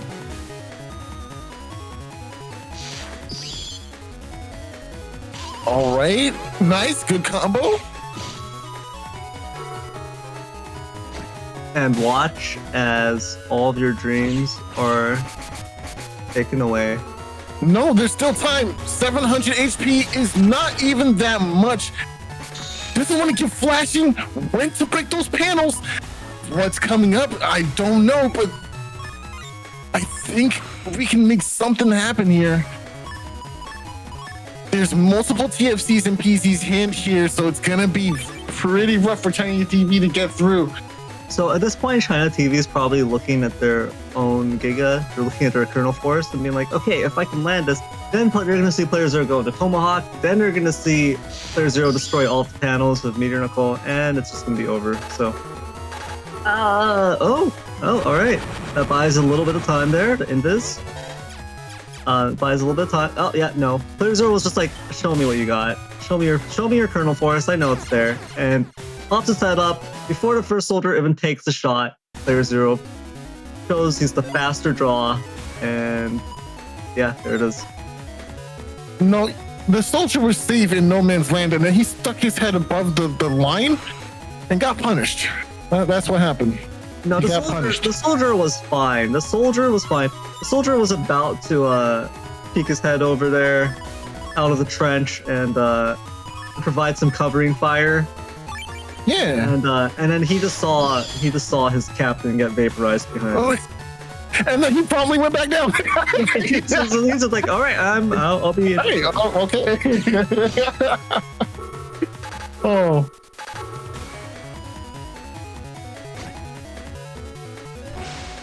All right, there goes Spout SP. It does get blocked by this anti-damage, but this is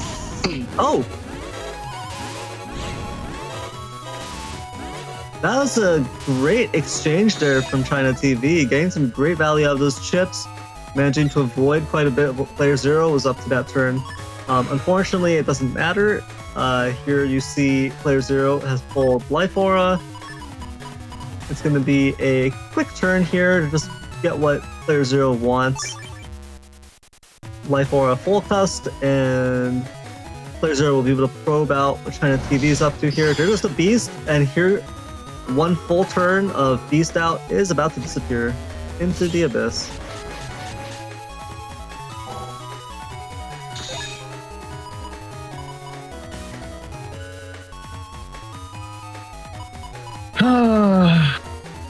Getting, huh?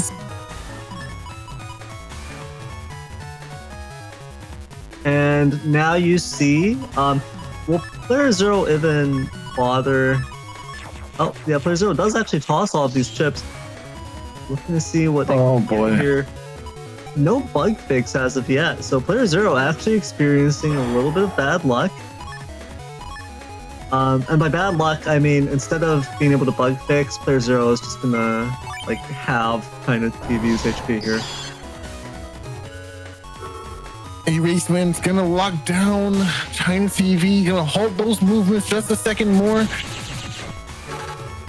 Dodging the wind rocket at point blank, okay. Go off. Oh man. Oh man. Oh, okay, all right, nice. Get some damage, Nice, okay, ChinaTV.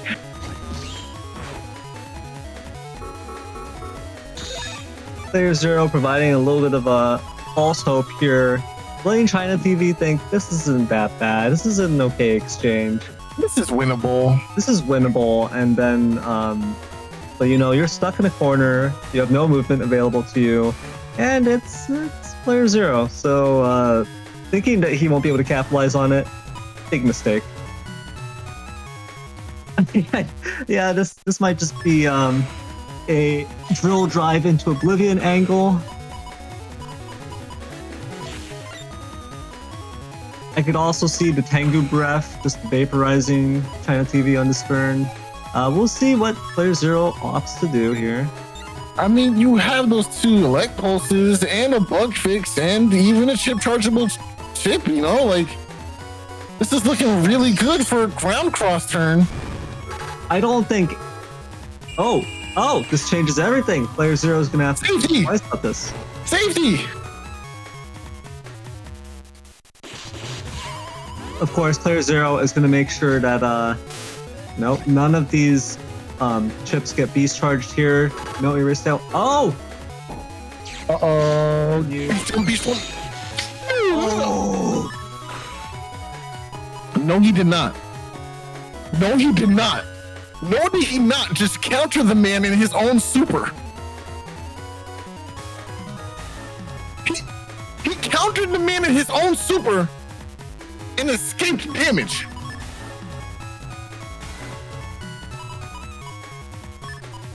It's over.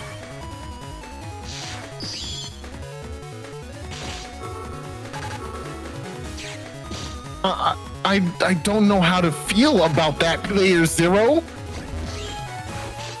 Ooh, that is okay. Oh, wait, hold on. This is still doable. No, Mirror in the corner. 1, 2, 3, 4, 5. 5 hits.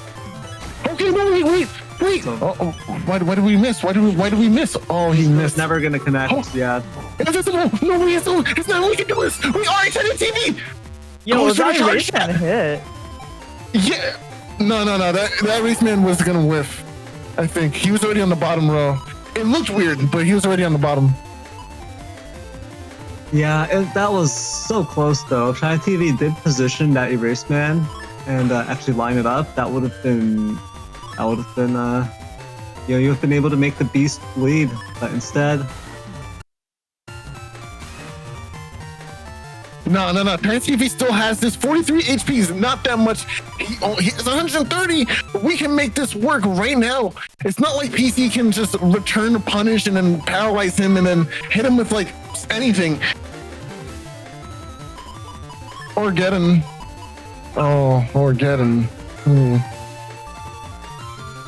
Yeah, that's how I feel too.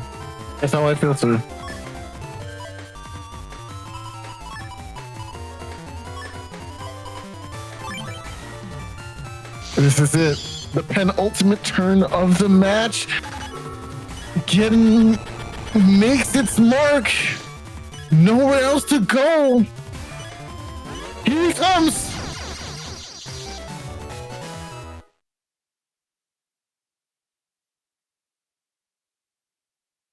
like I said, that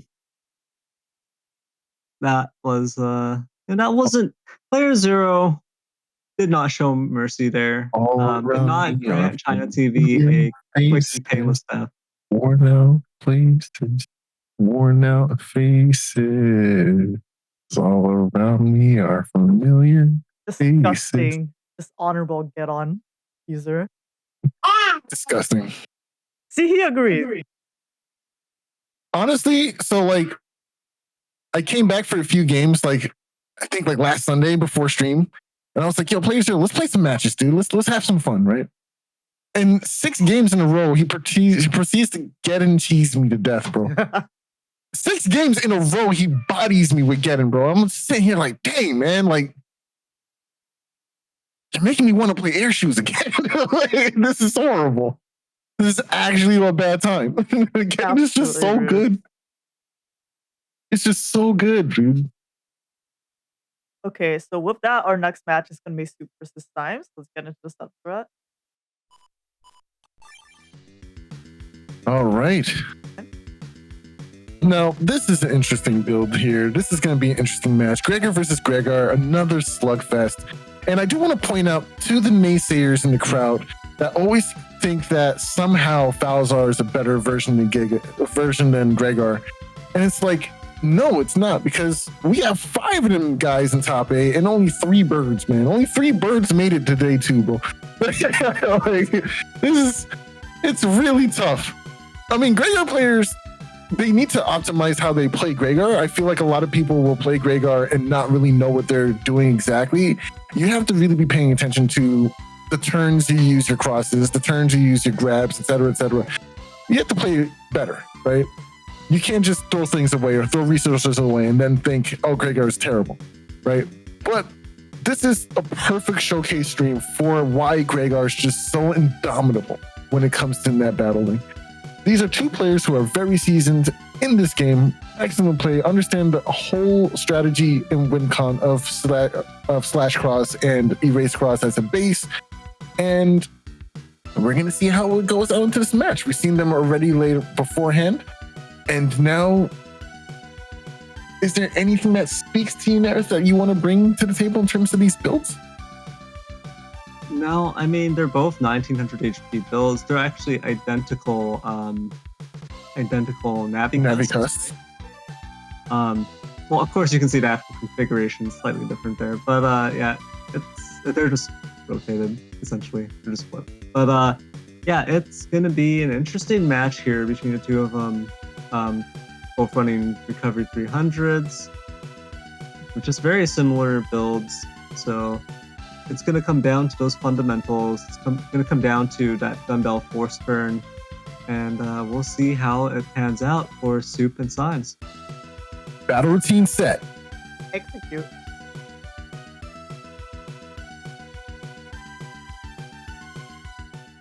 You know, Soul, every time you say that, if we were in person, I would make direct eye contact with you and say nothing.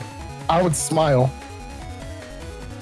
I would just smile as I say it, looking in your hands. I will offer my hand to you so you can hold it as I say it. And I have clammy hands, so it'll be a little more awkward for you too. All right. Sounds good. Sounds good. Oh man, let's hop into this match. We are watching from the perspective of Soup, of course, with that regged Magnum. Magnum is a very strong tool for positioning and making sure your opponent doesn't touch a certain panel or row of panels. Am I right? One thing I want to point out here is actually, this is the kind of field that makes you want to play Falzar. Yeah. If only to play as Aqua Cross or to just go into Beast Out and just avoid the slip altogether.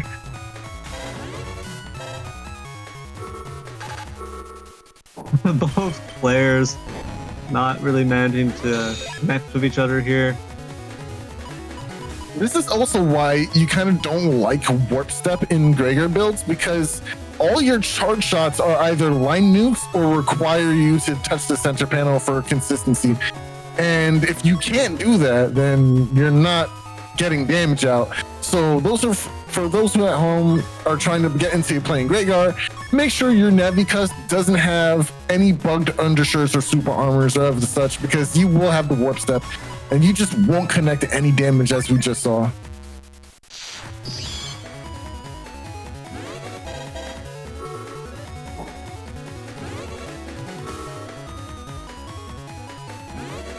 All right, very nice. Invisible. Just not going to take any damage for another turn. Oh, we're dodging the Elect Dragon. That was a jump scare. Another just tons of damage thrown away. All right. And now we're punished too. Yo, Soup is the best player. What's going on? Yeah, hold on. Who's player 0? All I know is Soup.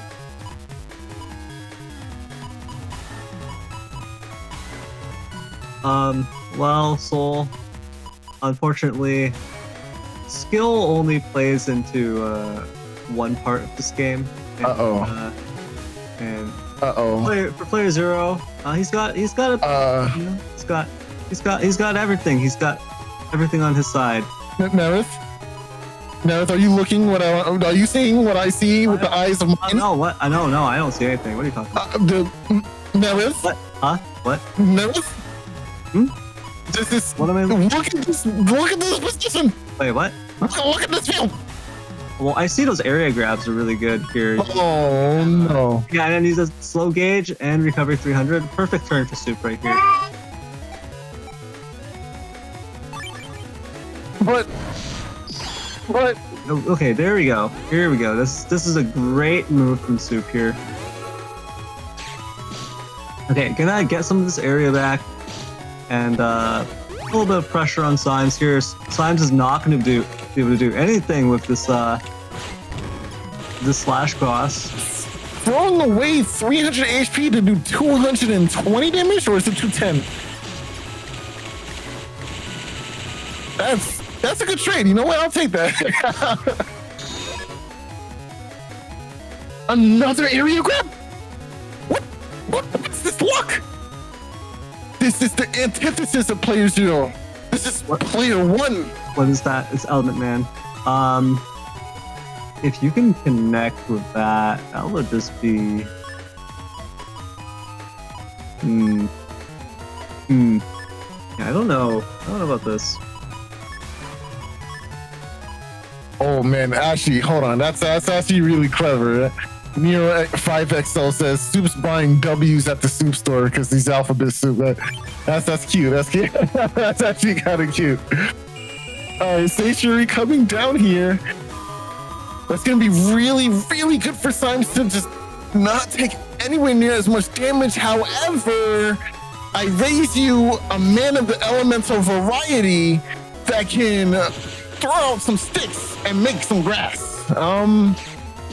Yeah, this area grab is gonna do a little decently as well, but again, I have a grab of the area variety as well, so there's nothing lost, nothing gained for Symes here, but all the power given to Soup. It's like the perfect turn before the perfect storm.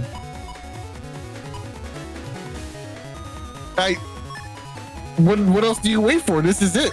Do it now, Gohan. There you go. Don't do it, Gohan. No. Gohan, do it now. No, Gohan. Think twice about it.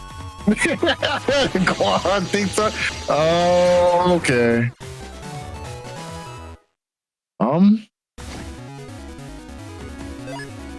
Colonel Force is a good chip. Like I don't know what to tell you. I really don't know what to tell you. There's a reason why every Gregor folder plays this chip. Like I've been playing with base for a little while and I love that chip very much, and you can definitely do some great work with that chip, but it's just not Colonel Force, right? Like even A for average, he tacked in Colonel Force into his F code build because Colonel Force is just that amazing. He really is treating Gig Base like a mega chip in that form. Hold on. That's crazy. Wow, I never even considered it like that. Huh. Ooh, that's a good play. That Magnum is very nice.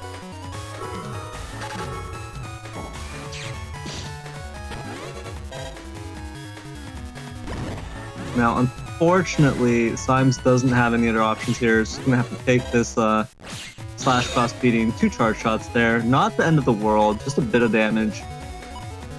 Yeah, it's a decent amount of damage. Yo. Invested Super did invest into this position here. Life aura, even life aura attack here. So this is now. Yeah, this might not be great for Soup. Depending on Symes' pull here, Symes' chip draw, and with that cuss 3, it's gonna be pretty good odds that Symes has a good response. Yo, Uvu in YouTube chat with the "I'm my father's son." That's hilarious, yo. Yeah, a complete reversal. Broken panel just recovering at the wrong time here for Soup, but it doesn't matter as the area grab does come down. Not going to be able to reset back throw. Was that 3 Buster Procs in a row? Yo. What? Wow. I can guarantee 50 damage with this? This is looking really good. Looks like Soup is preparing to take on playerzero. Looks like Soup is ready. Gonna need some of that Buster Jam luck to take playerzero down in the end. So yeah, he's already looking towards that next set. It seems like. You must match power with power, and what better power is there to utilize the bugged Buster? Now, personally, I prefer the air. Personally, with this field, this also makes me want to play tank or play Balzar. Just play Tengu cross, release your charge shot every single time the volcano panel is about to flare up. Get that free damage in there. I respect the play here to just take the paralysis and then drop anti-damage afterwards. Not dropping Judgment is insane to me. Okay, finally drops it. Gonna get this area back. Now we're back into the position of... Oh, wow. Symes with these grabs, pretty good. Oh, wow. Soup with these drops, pretty good. Uh-oh.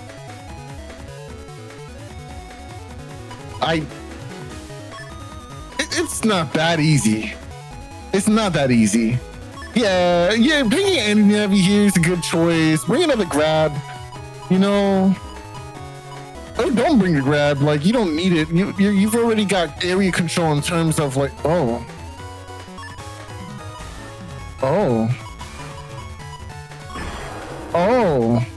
it's like that. It's like that.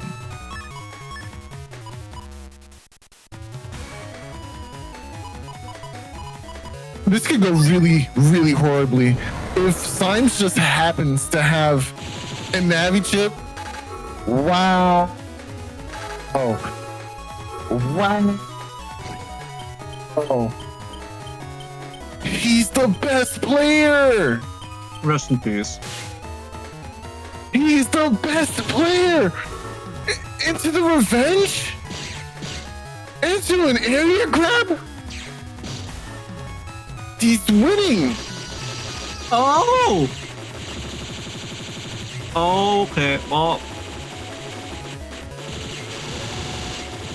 Yeah, I'll take this trade. Yeah, I'll take these trades. Oh, he's gonna die to Buster Volcano! No! Symes! No! Oh, he did. Whoa, that was hilarious. And you got recovers too? Wow, what a hurricane. Symes also has recovers, so maybe we'll see 2 recovers popping out from both players. Oh man, wow. Yeah, so I was putting up a respectable fight here, though, not going down so easily. They've been managing to counter that Kernel Force turn of his own Kernel Force, managing to dodge so much of that damage, despite the fact that he was down in area.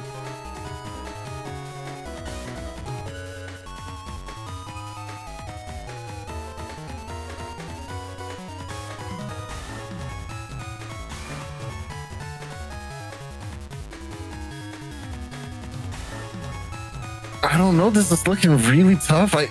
We just saw Kernel Force from Symes as well, and 500 HP is a decent chunk to get through, unless you go like Tomahawk Man into.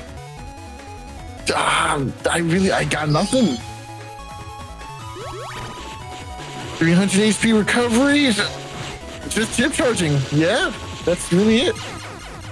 Wow. No panel finish. Wow. I cool. Good game. Well played. Yeah, well played to Soup and Symes there. Unfortunately for Symes, that does mean that Soup was going to be the one advancing to face playerzero in the next set here, whereas Symes is going to be knocked down into the win harder bracket. But that was a good showing for both players. Hopefully Soup can maintain that momentum moving forward.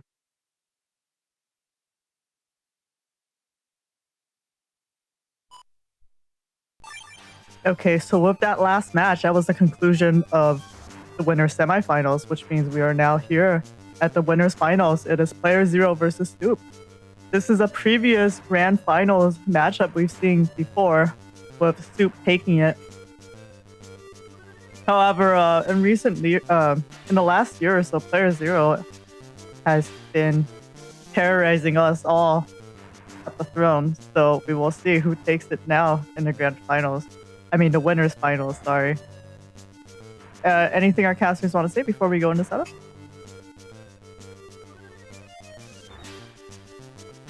No. No bias.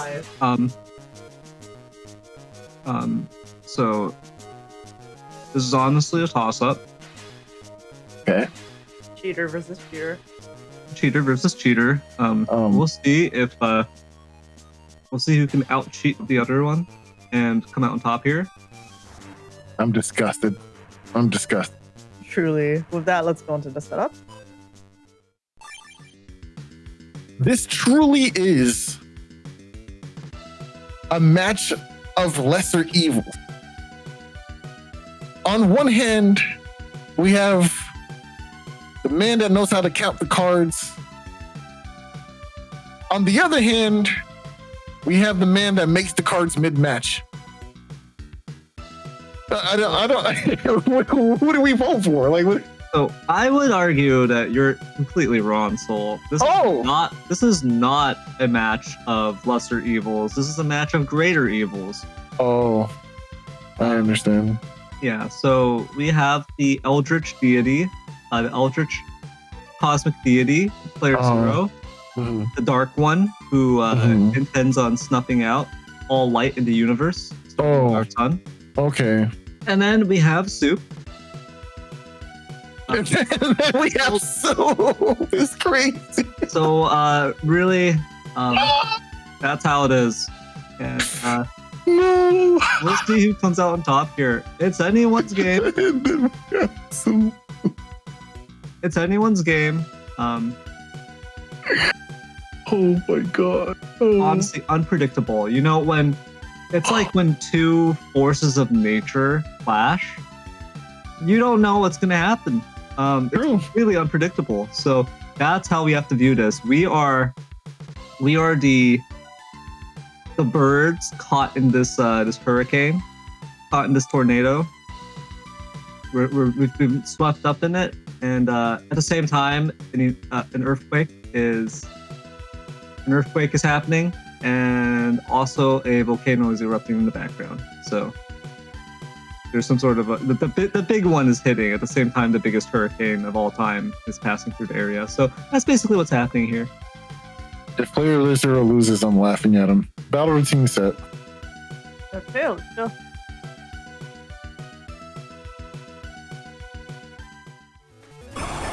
Oh, okay. Looks like we are doing the double VOD here. We're gonna see the hands coming from both players. Let's see what they go for. They both drew bug fix here. I'm logging off. I'm done. I enjoyed casting with y'all today. The games are good. It was fun. I'm out. GG's, y'all. They really, yeah, that's GG's. wow. I wish I was good at the game. I swear. I wish and pray I was as good as they are. I do. I would say that Soup has a slight advantage here because, as you saw, player 0 actually drew Muramasa turn 1, which is actually bad luck. That's actually not good. So even though they both drew bug fix, that's very good. That's normal luck for them. But what you have to look at is that those secondary draws. Muramasa for player 0 on turn 1, not ideal. Oh. It's not looking good. That's going to be an immediate decross here for Soup. Yeah, player 0 not going to be able to hang on to Tengu. That's a match deciding occurrence right there. Geddon's going to kick in here, and that's going to give player 0 a bit of time to Buster Jam practice, but really not much time in the grand scheme of things. Soup just did approximately 700 plus damage in the first turn, still climbing. We can hit 800. Oh no. Just 31 shy from a max of 800 turn 1. That's crazy, man. That's crazy. What is this damage? And player 0 got what for the trade? 100? Oh man. You were right. All right, so this is looking to me like Muramasa. Yeah. So remember the time you said that Muramasa was bad to have so early on, and it's like, worse luck? It all works out. It all works out. Oh, okay. Now, so on the other hand, Soup has these invis, and player 0 doesn't have rush, so... Oh, but Soup chooses He used the invis just now, so he was safe, right? So he didn't take. Oh. Guess the value gonna eat a shuriken for it. Anti recovers up. Okay. And now you can't even use recover buttons. Don't do it, Soup. Don't succumb to the will of the recover 300. Do it. You're better than this, Soup. You're better than this. Do it. Soup, come on. Soup. Recovery 300. Do it. Yes. No. Don't give a value. Do not give a value on this, please. Please, Soup. Don't value this for him. This justifies playing the chip, and I don't want that. I don't want you to justify this, Soup. Come on. There you go. He got rid of it. All right, we're good. Because you remembered. Good job, Soup. Well played. You see, this is why Soup is a good player. This is respectable. Yeah, go for the barrier. There you go. These are pro decisions. Look, I'm always gonna root for anti-recovery to kick in. I'm always gonna put my hope on anti-recovery. Treacherous. Player 0 actually got me. He's got my number by putting anti-recovery in. Oh! Ooh. That's a lot of damage. Oh, that barrier came at the right time. And the panel was still there. It's like he knew. 480. This is dangerously close. Oh my goodness. Soup, don't. Just, erase man first. Erase man first. At this point, oh my god. Holy moly, what a hand. Can Soup survive this? Because even if the Meteor Knuckle gets blocked here...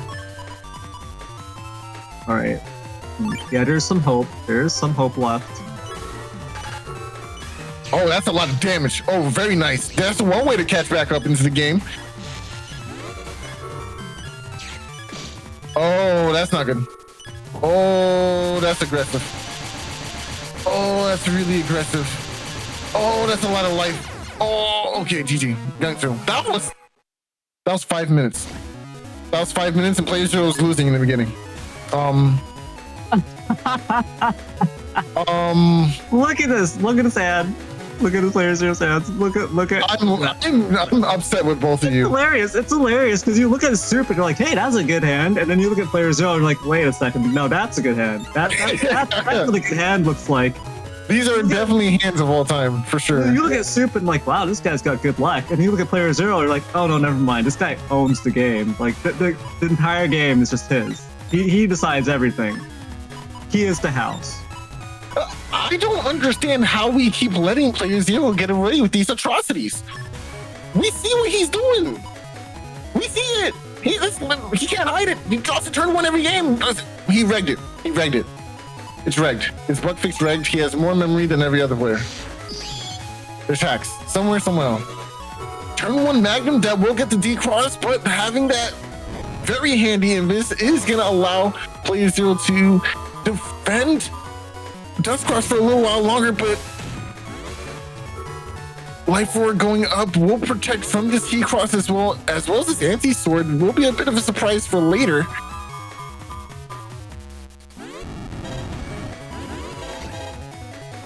So in Twitch chat, Mercedes says, okay, you can't complain about it when Soup also started with bug fix. That's the problem. They're both cheaters. It's not just one, it's both of them. You can definitely complain about it. You can definitely complain about it because playerzero didn't just get bug fix. He got more at turn one. So he got both. Okay, if Soup also got bug fix Life Aura, I would be complaining about both of them. But there is a clear difference here. Okay, playerzero, Soup can tap into the flow of good luck. playerzero is the source of it. He is at the center of it. playerzero is sitting on it and monopolizing the good fortune. Soup is simply tapping into a vein of it, just a small trickle. So Norman in YouTube chat is with if everyone's a cheater, then no one is, and I gotta say, well, that would be true if everyone was a cheater. It's just them. It's just two people. They're cheaters. Oh I man, don't the know. anti-sword value. There's some suspicious activity sometimes, but they're not as blatant as these two. So I'm saying, bro. I'm saying. Ooh, that was a great play from Soup. Oh, that is a huge HP swing compared to eating that spell seed. Okay, I just want to come in and say, the greatest League of Legends player of all time, Faker. Everyone agrees he's the best. We all love him. When he gets asked advice on how to do a particular character mashup, he just tends to say things like, dodge their abilities and hit with yours. And I think that's the same for our playerzero, where he just will give you the advice, just get better hands. Just draw well, forehead. It's that easy. That is literally all you have to do, is just draw well.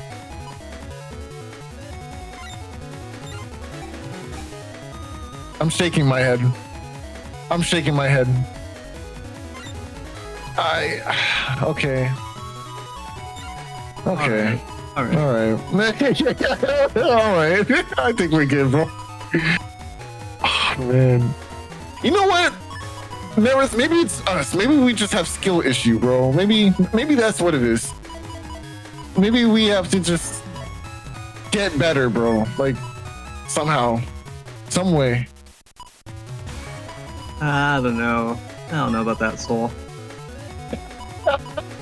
I'm pretty sure it's not us. I'm pretty sure there's something wrong with the universe.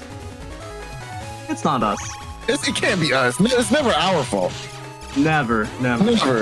Ever. Trying to sneak in that charge shot, just barely misses here. Gonna get this area grab down. It's looking very scary. Double area grab. This allows some 50-50 here. Meteor Knuckle, but the invis is here for the saver for Soup. Oh, but he's trapped now, which means there's no more 50-50s. It's 100% we taking charge shots. No. But look who we drew. No pen return though. Yeah, grab revenge though is gonna be huge. The issue here is you're using it. If you use it here to avoid this damage, then you're not using it with your kernel force, right? Then again, playerzero has used a fair amount of area already. Force Soup into this situation.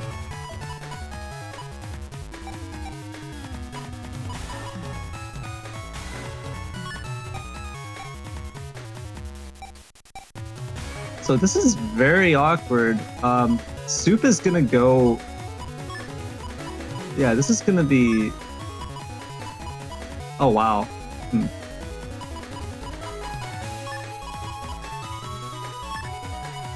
Yeah, Soup is putting everything into that kernel force, that Gundel force turn. I kind of like the grab revenge, even if kernel force isn't played here. playerzero played a bunch of their grabs already. No. Soup is betting it all on the Gundel force that's going to be happening in a turn or two, probably. And it's just going to use everything else here, clear it away, trying to burn some more resources. Oh, and that is... Oh, good barrier 200. That's just what you needed to weather this monster storm. playerzero is going to try and go... for the B left. Never mind. Okay, he gets rid of that anti-damage Soup had up, but this is really it now. Is Soup gonna go for it? Or is this a sanctuary play? I mean, a lot of time has already passed for these holes too, so it could be just a matter of time before going for kernel force is a reality. Quite some time has passed, but I think it might still have a bit of time left on it because that was a full cuss there, triggering this cuss.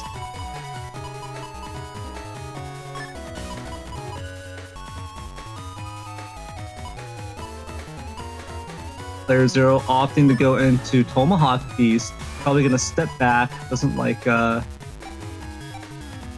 having to step forward for this Tenku breath. This is it. Grab revenge coming down. Element Man gonna make ice. We're covering some of those panels. That could be risky. I don't know if I like that. Panels haven't started recovering yet. Scare him out. Go ahead and clean your area. Nicely done. Very well done. Gonna get comboed. Another get in. But this time Element Man is in hand. Go for a big sanctuary, try to defend with this Invis. I think that's the play you have to go for here.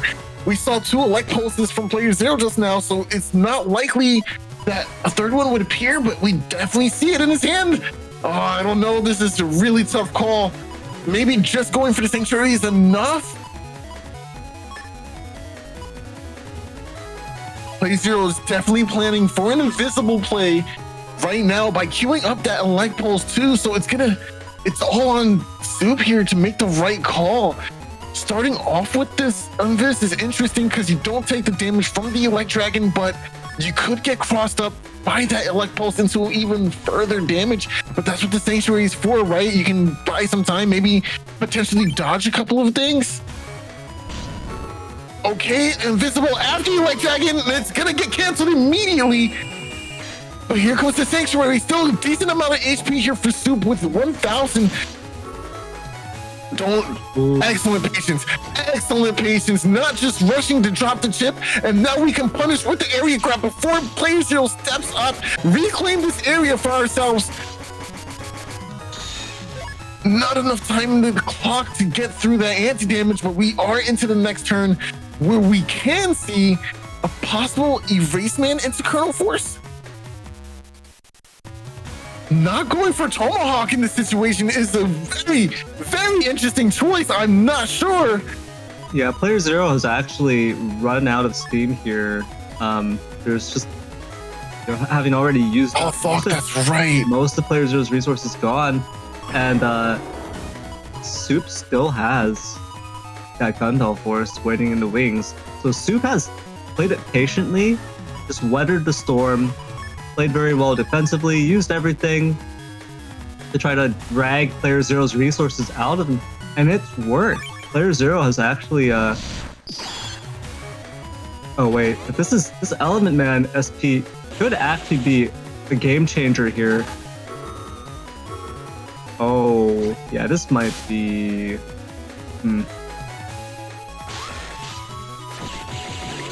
Oh, there it is. Gundam Force. Yeah, that's it. That's it.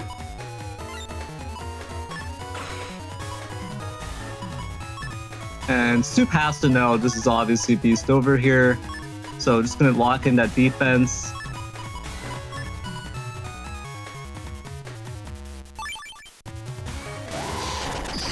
Beast over is the only way you can survive past this turn. 12 HP versus this gargantuan 861 landing on top of this Buster. Yeah, that's it. Going into game 3. Now, if I remember correctly, this is a best of 5 set, right? I believe it is.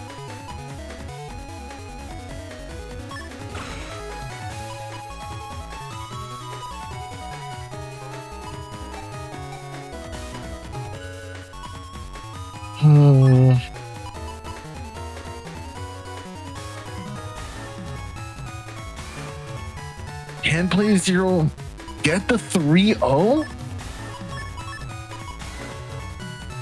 No, wait, I think Soup won the first game, right?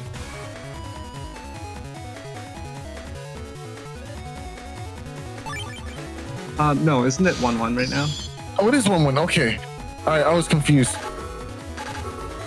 Ooh, good defense, good defense. But both players immediately gonna follow up with a bug fix. This is hilarious. This is clearly the worst timeline. B left, immediate. No B left. Probably gonna go for it now. Okay, I like this decision. playerzero just basically saying, stay the heck away from me. We'll do Buster Shot trades. That's what I'm okay with. Anti-Navi still in hand for PC. Not gonna trigger it. 4 procs there at the end. Soup just Soup was in a good position, and then it's like, never mind, because that invis, obviously blocking off Soup's own Buster Jam proc.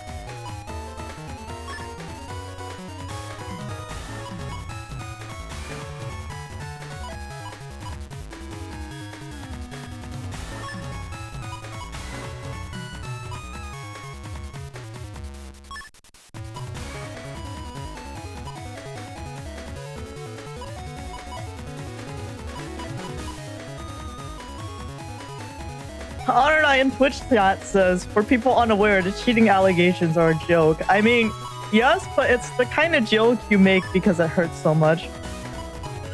It's the joke that is loaded with salt and feels, bro.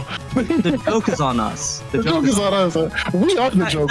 It's at our expense. Our expense, okay? That's the joke. We're the joke.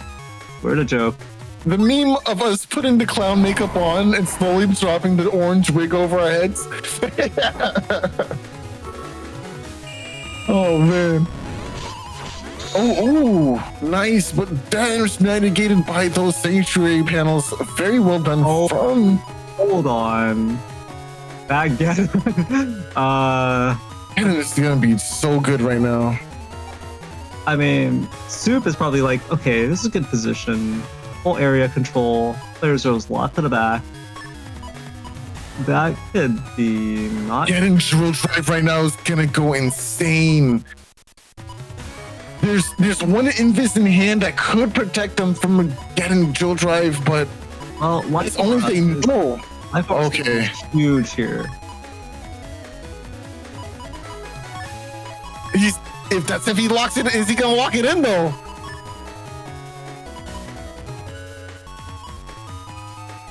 Sensing the danger, Soup locks into life orb. What a big call that is. Okay, Geddon does come down. Life orb does protect. So what is your answer to this situation now, BZ? Element SP on a well-timed revived panel? And now I get the chip charge anyway? Oh no, but the Invis. He couched for the luck! That's insane. That's actually insane. That's actually insane. He couched for that exact scenario. Well, he was like, I survived. Yo, I'm still here. That's crazy.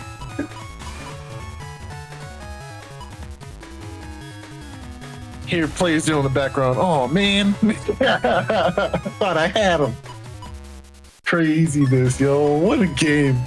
Soup playing out of his mind right now, just denying all this damage potential from playerzero, but not being able to really mount much of his own in this situation. Down tons of HP here.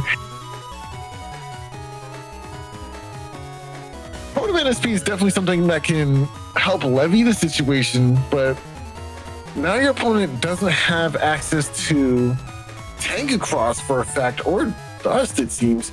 Ground Cross is about to go out the window as well. Not sure what you do here.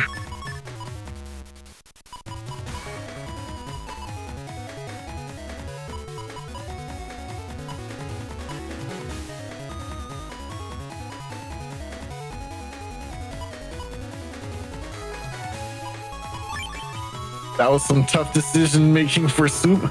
Area grab gonna come down, gonna chain right away. Make sure you preserve this area because we're gonna need it.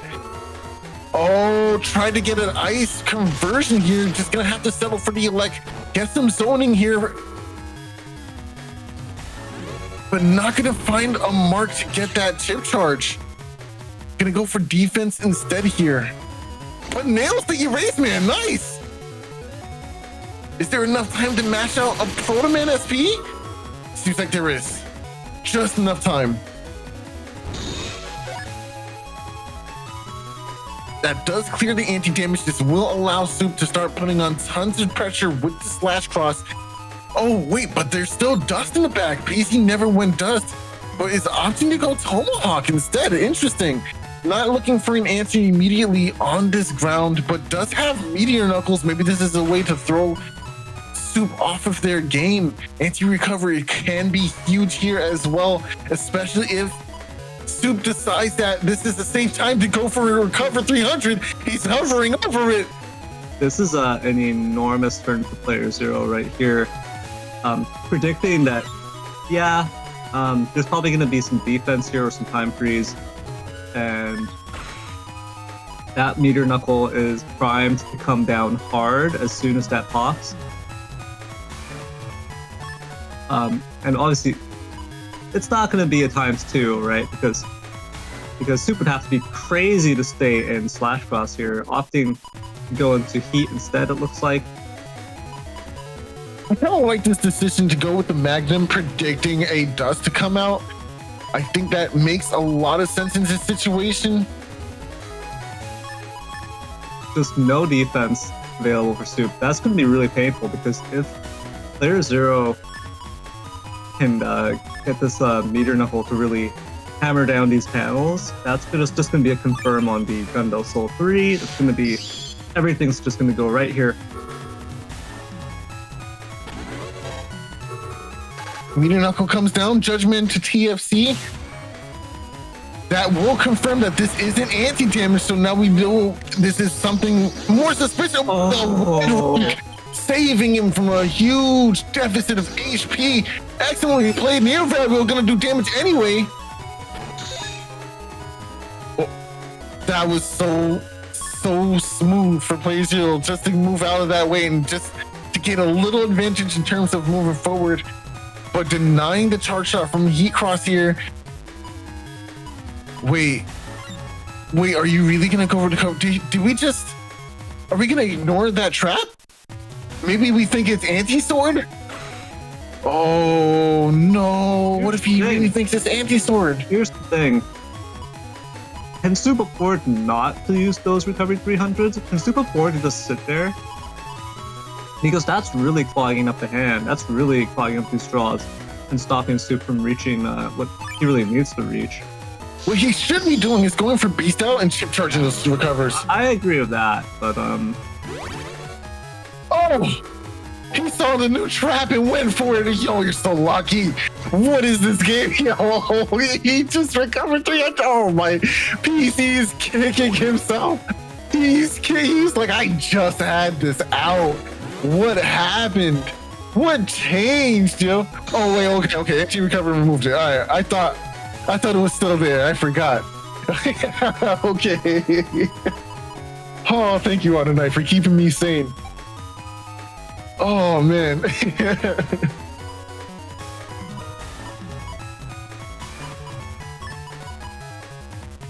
This looks really good for Soup right now. Got the Colonel Force, got the Gundel Soul. Cards are lining up for him.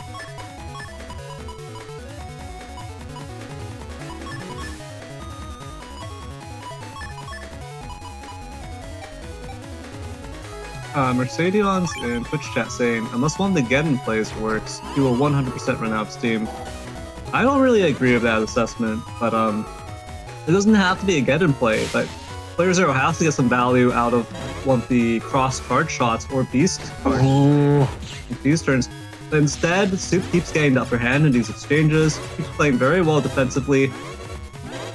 playerzero not able to get that much value out of Tengu Cross, not able to get that much value out of those beast turns, just not landing beast charges really. And that's what's resulting in this this resource differential. Because Balzar's beast crosses are very, very powerful if you can actually get those charge shots, those beast charges to land, the chip charging.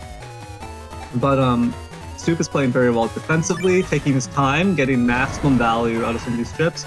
And whereas playerzero is definitely just rushing through it, throwing everything at the wall, hoping something will stick, and is paying the price for it.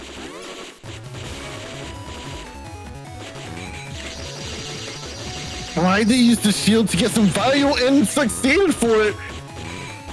Nice, the shield just doing a decent amount of work, but just not enough. The turn is just too long to survive all those shells. And here we go into game 4. Oh, you see this? It's a bit of a luck downgrade for both players here. So, Soup not getting turn 1 bug fix. However, playerzero not getting life aura. But still getting the bug fix, right? So, you see both of their luck is starting to wear thin here.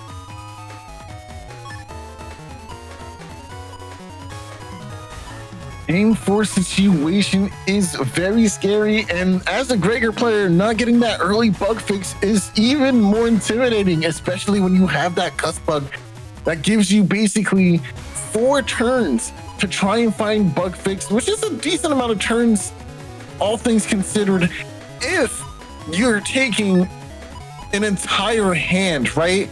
If 3 or 2 of these turns, you're taking 5 chips into a turn, to cycle through at least 10 chips in your folder. But even then, it can still be very hard to find a bug fix, so we're gonna see how that might affect this match here. AndMySax will come up, Element SP going for the freeze here. Wants to try and get a charge shot in. Invisible at the right time, but Magnum will TFC, gonna go ahead and lock him off from that back row, use this slow gauge, and try to get as much damage and value as possible.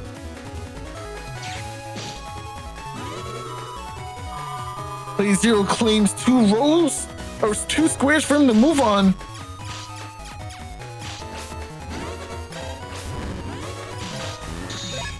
Oh, that shield was well timed. That was a really good shield.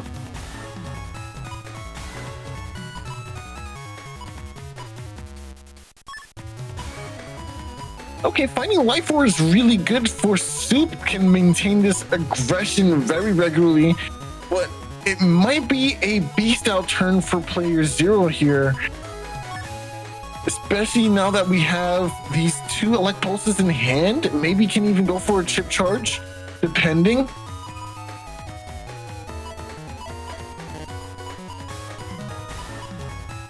Yeah, this is definitely a tough situation for playerzero. Being forced to either beast or Tengu to get out of this, but Yeah, opts to go Tengu. That's pretty risky here with no defense. You're gonna have to like maybe go for that anti-damage right off the bat, because that charge shot is primed and ready to release here.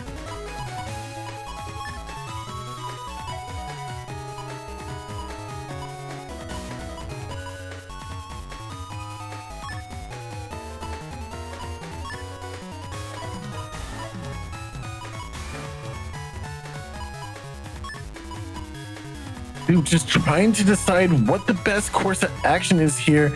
And I gotta say, this time is warranted. You know, it's kind of necessary to think through all these complex turns, especially when you're playing against a really tough opponent like playerzero. Element is gonna come down and break these front panels for Soup here.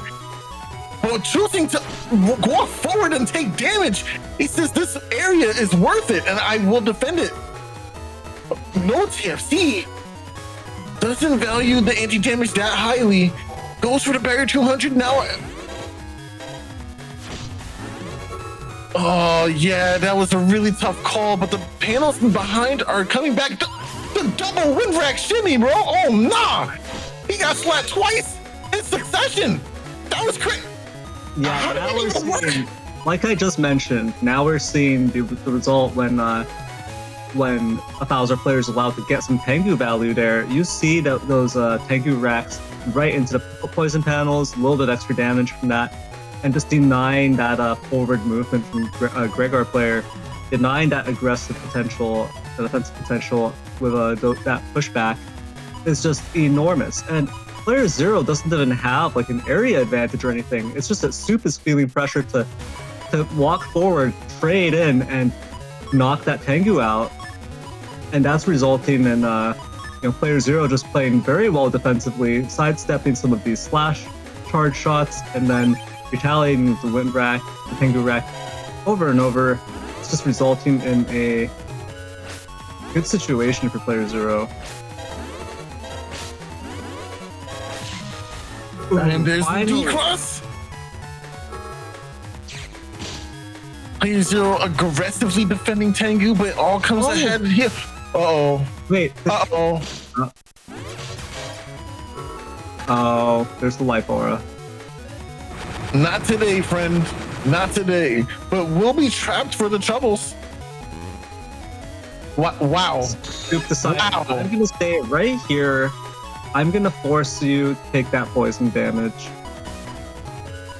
Getting damage from the poison panels is highly viable in this situation. Look at this. Oh boy. Okay. All right.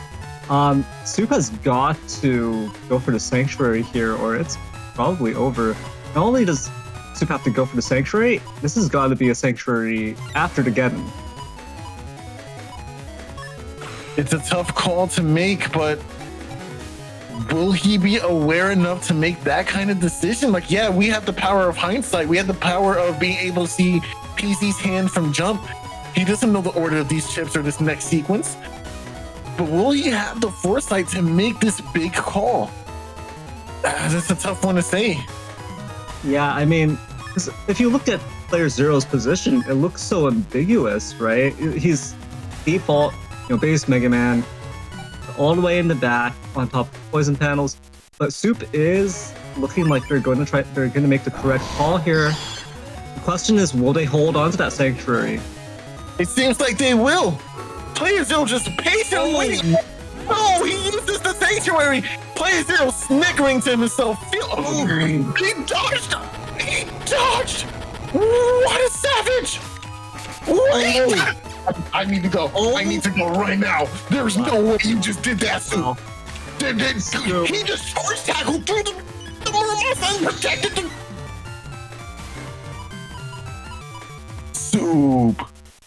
Soup, you're the best player. What is this? What is this, yo? That was insane. Okay, I mean, playerzero still has a second shot at this, but how are they going to deal with the life aura? Yeah, they've got to just full cust.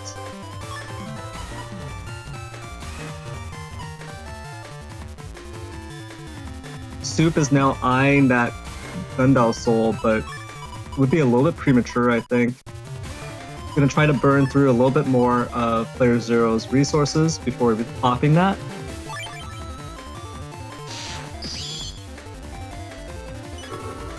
Here comes the Geddon. It came out at the very end of that last turn. Life Orb as well, but do we have a way to clear? No, we're gonna go for the Focus. Invisible? Do we have what? No Proto-Man, no Proto-Man. Focus comes out. Oh, There's a Windrak. this is... Oh, wait. Oh, no. There's a Windrak, no panel. Yo, I'm about to start running panel return in every footholder I play Chrono Force in. Like this, if you had those two ships right now, you'd be so good. Oh man, wow, this is so tough. Okay. Oh. Okay, this is gonna go. Oh no, That's this can't be it. That's it. Gundelso with the Geddon lockdown is as simple as that. But here we are, game 3. Excuse me, wow, game 5. Let me say that with less conviction. Game 5, ladies and gentlemen, the final round of this massive set. This is a nail biter for sure. But both players want to keep playing. They want to have that advantage of being in the winner's spot, but there can't be two people at the peak. Only one can reach the summit. So who will be the top of the win harder bracket? This is insane. Playerzero drawing bug fix turn 1, 5 games in a row. Like I said, This is the best player of all time. Soup was tapping into a vein of good luck. That vein has run out. Player Zero is just sitting on top of the well, sitting at the very source of good fortune, and he is not going to run out. And people say the allegations are untrue. We're Playerzero fans. 5 games? 5? Oh, come on, bro. Come on. That's insane.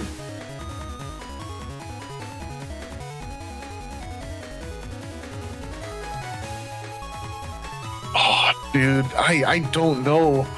This is... I don't know. Like, I would lock this in. I think this is a good hand.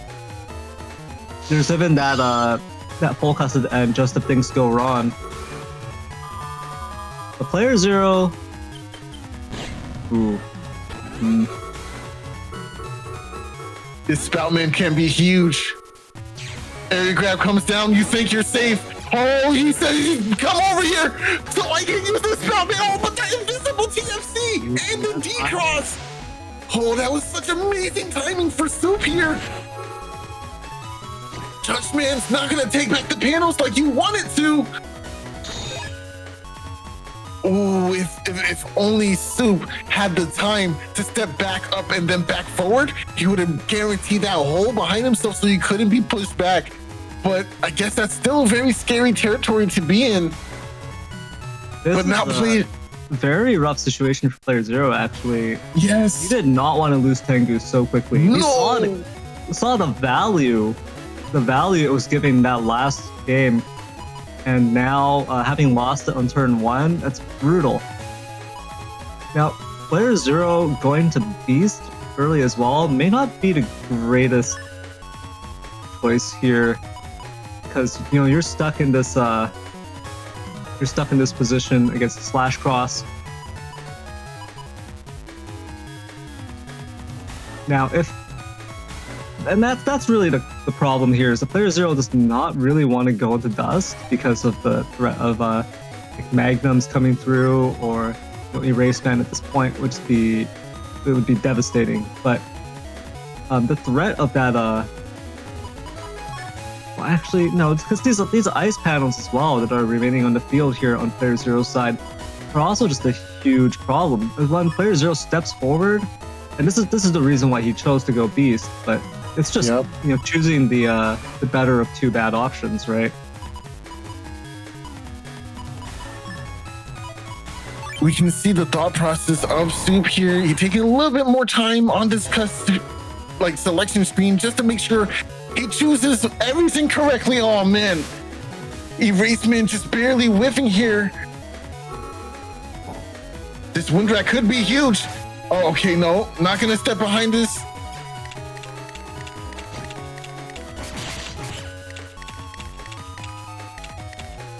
No, not gonna release this wind rack, just holding onto it. Gets the back row cube. No way.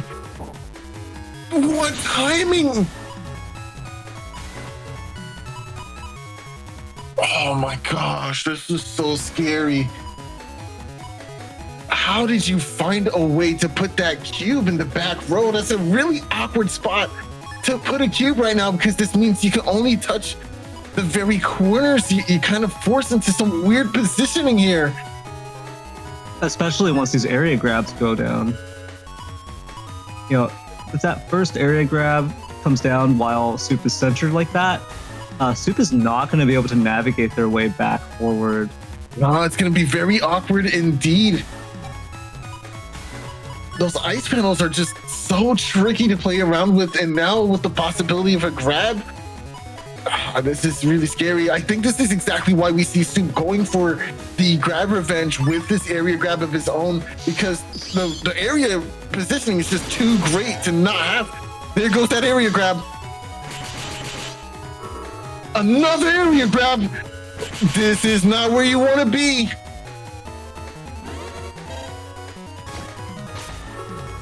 Grab revenge. Oh, it does the damage, of course, because this is not an anti-damage. Area grab coming down as well. Should have waited just a second. Oh.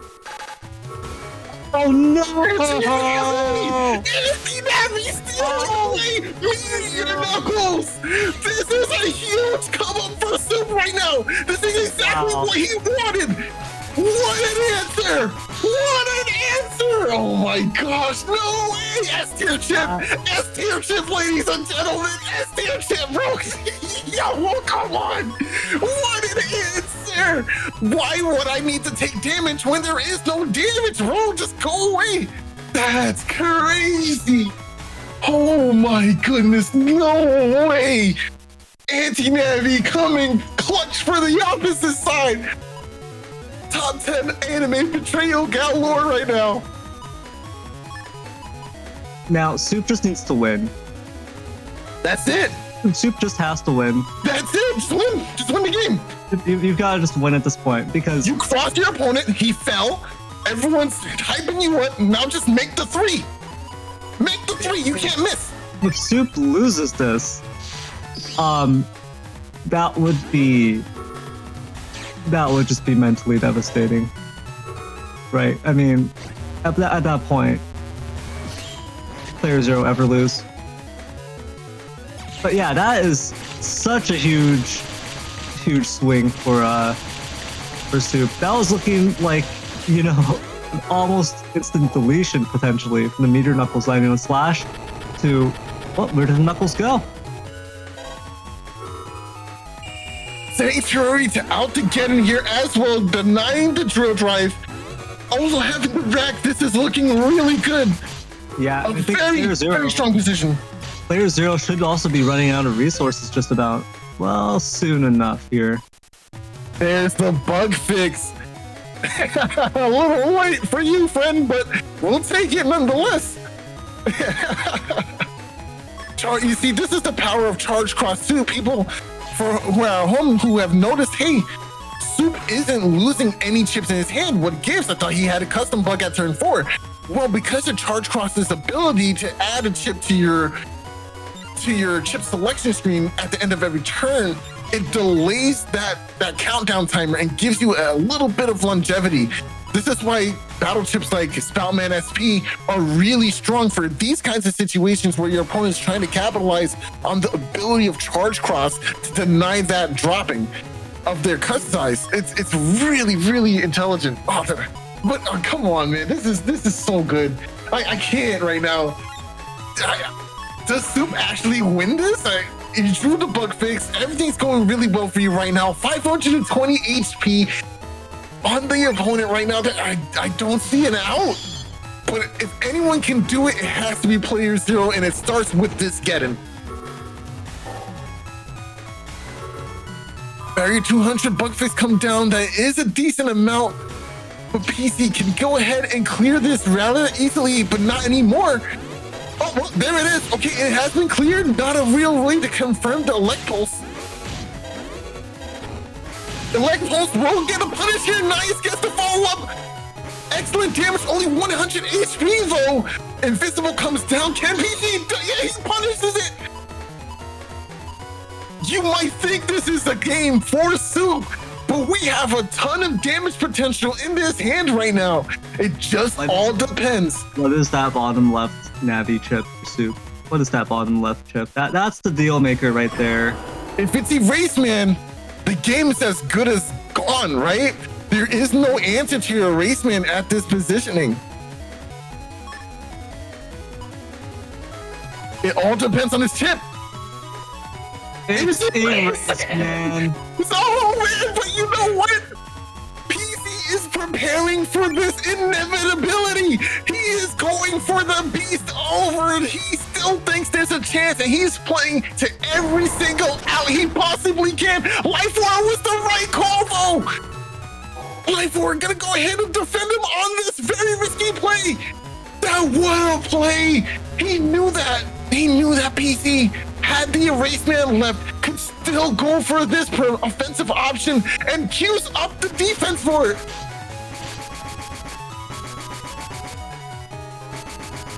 Wow. What a way to defend the game. Erase Man in hand. Camp forward. Hopefully get the front row. There's still a chance. There's still a chance. Does he throw it away? Do you throw away Erase Man? You don't have the proper setup for it anymore. What do you go for? Do you be ambitious?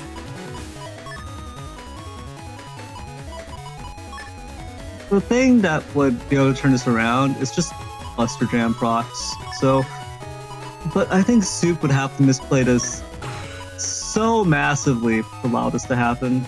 Yeah, this would just have to be. This should be over any second now. Invisible comes down.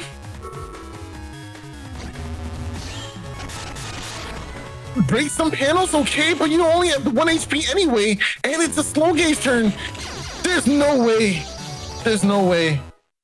Oh, and just like that, Soup advances to the winners finals, and PZ sent down to the win harder bracket. The shark-infested waters you don't want to be in, and now you have to meet PZ at the end of it. Excellent game. Excellent game to both players. Yeah, excuse me, grand finals. Yeah, you're right. Grand finals. See, on What the a plus game. side, if you don't like either of these players for being filthy cheaters, if it's Soup versus player zero again in the grand finals, at least one of them has to lose. True, they are both dirty cheaters. Player zero simply the dirtier cheater. But it's interesting that you could see the difference in their luck. Like the first couple of matches, it's like, all right, look, they're both getting bug fix. They're both getting bug fix turn one over and over. But player zero was consistently getting life aura as well. So you just see the difference there. And then afterwards, Soup wasn't even getting bug fix turn one anymore, but player zero still was, just no life aura to go with it. So you can kind of see how lucky you have to be to compete against player zero. I was notified by player zero that this match might not have been submitted in the correct order in terms of the VODs. I don't know if that's true or not. He would have to verify that, but we wouldn't trust words from a cheater anyways, right? With that, I want to go into the bracket screen.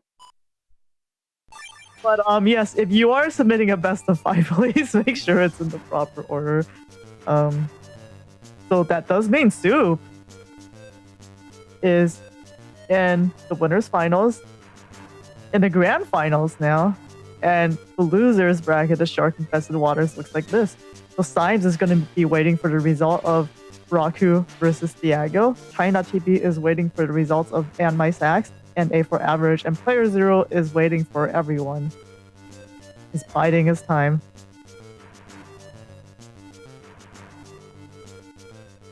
Do we have anything to say about the bracket or next week? Yeah, sure. Yeah, playerzero is biding his time. He doesn't mind having to wait to devour the sun and all life in the solar system. He doesn't mind. It's just, he'll have to suffer through us existing for a short while longer. So playerzero, it's all the same.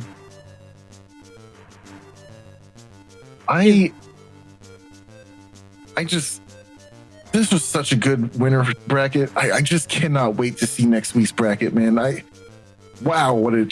This was such a good tournament. We have some people that usually or some newcomers to the top cut too. I think AndMySax might have been in top cut for last platoon. I'm not sure if this was their first one, but they are fairly new to the N1GP. I think basically the last half year, and they're already in top cut, so that's really cool. Rocku is, I think, maybe in the first cut for the first time as well. I do not remember the records exactly, but yeah, I think it'll be very interesting to see how it shakes out. And with that, let's go into the credits. We are in the credits, and I want to give ChinaTV a huge shout out for scorekeeping virtually the entire tournament. So this little man put in, I think, 280 scores or something like that. So thank you so much to ChinaTV for that. Why did you just call him a little man? This little man is right as I mean, it's like this little man is putting in big scores, right? Like that, the little scorekeeper that could. I'm not calling ChinaTV little. ChinaTV's face is blissed here right now, wherever he is. I guess little. I mean, he's younger than me. I could probably beat him up. Yeah, that makes sense. That tracks. Wow. No bias. No bias. No bias. No bias. Oh.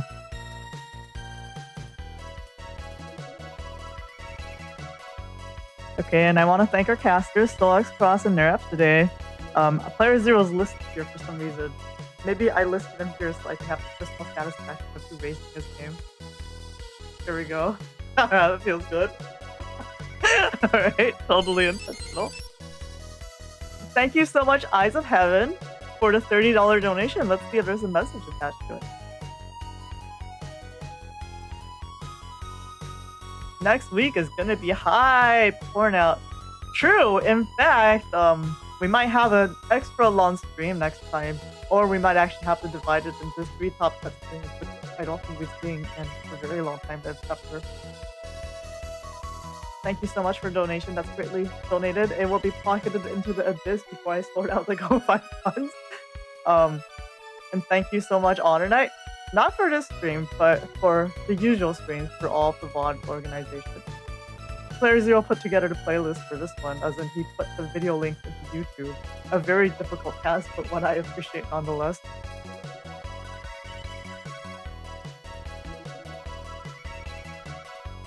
That's it. That's all we got. Okay, bye. I think we're good. All right, bye.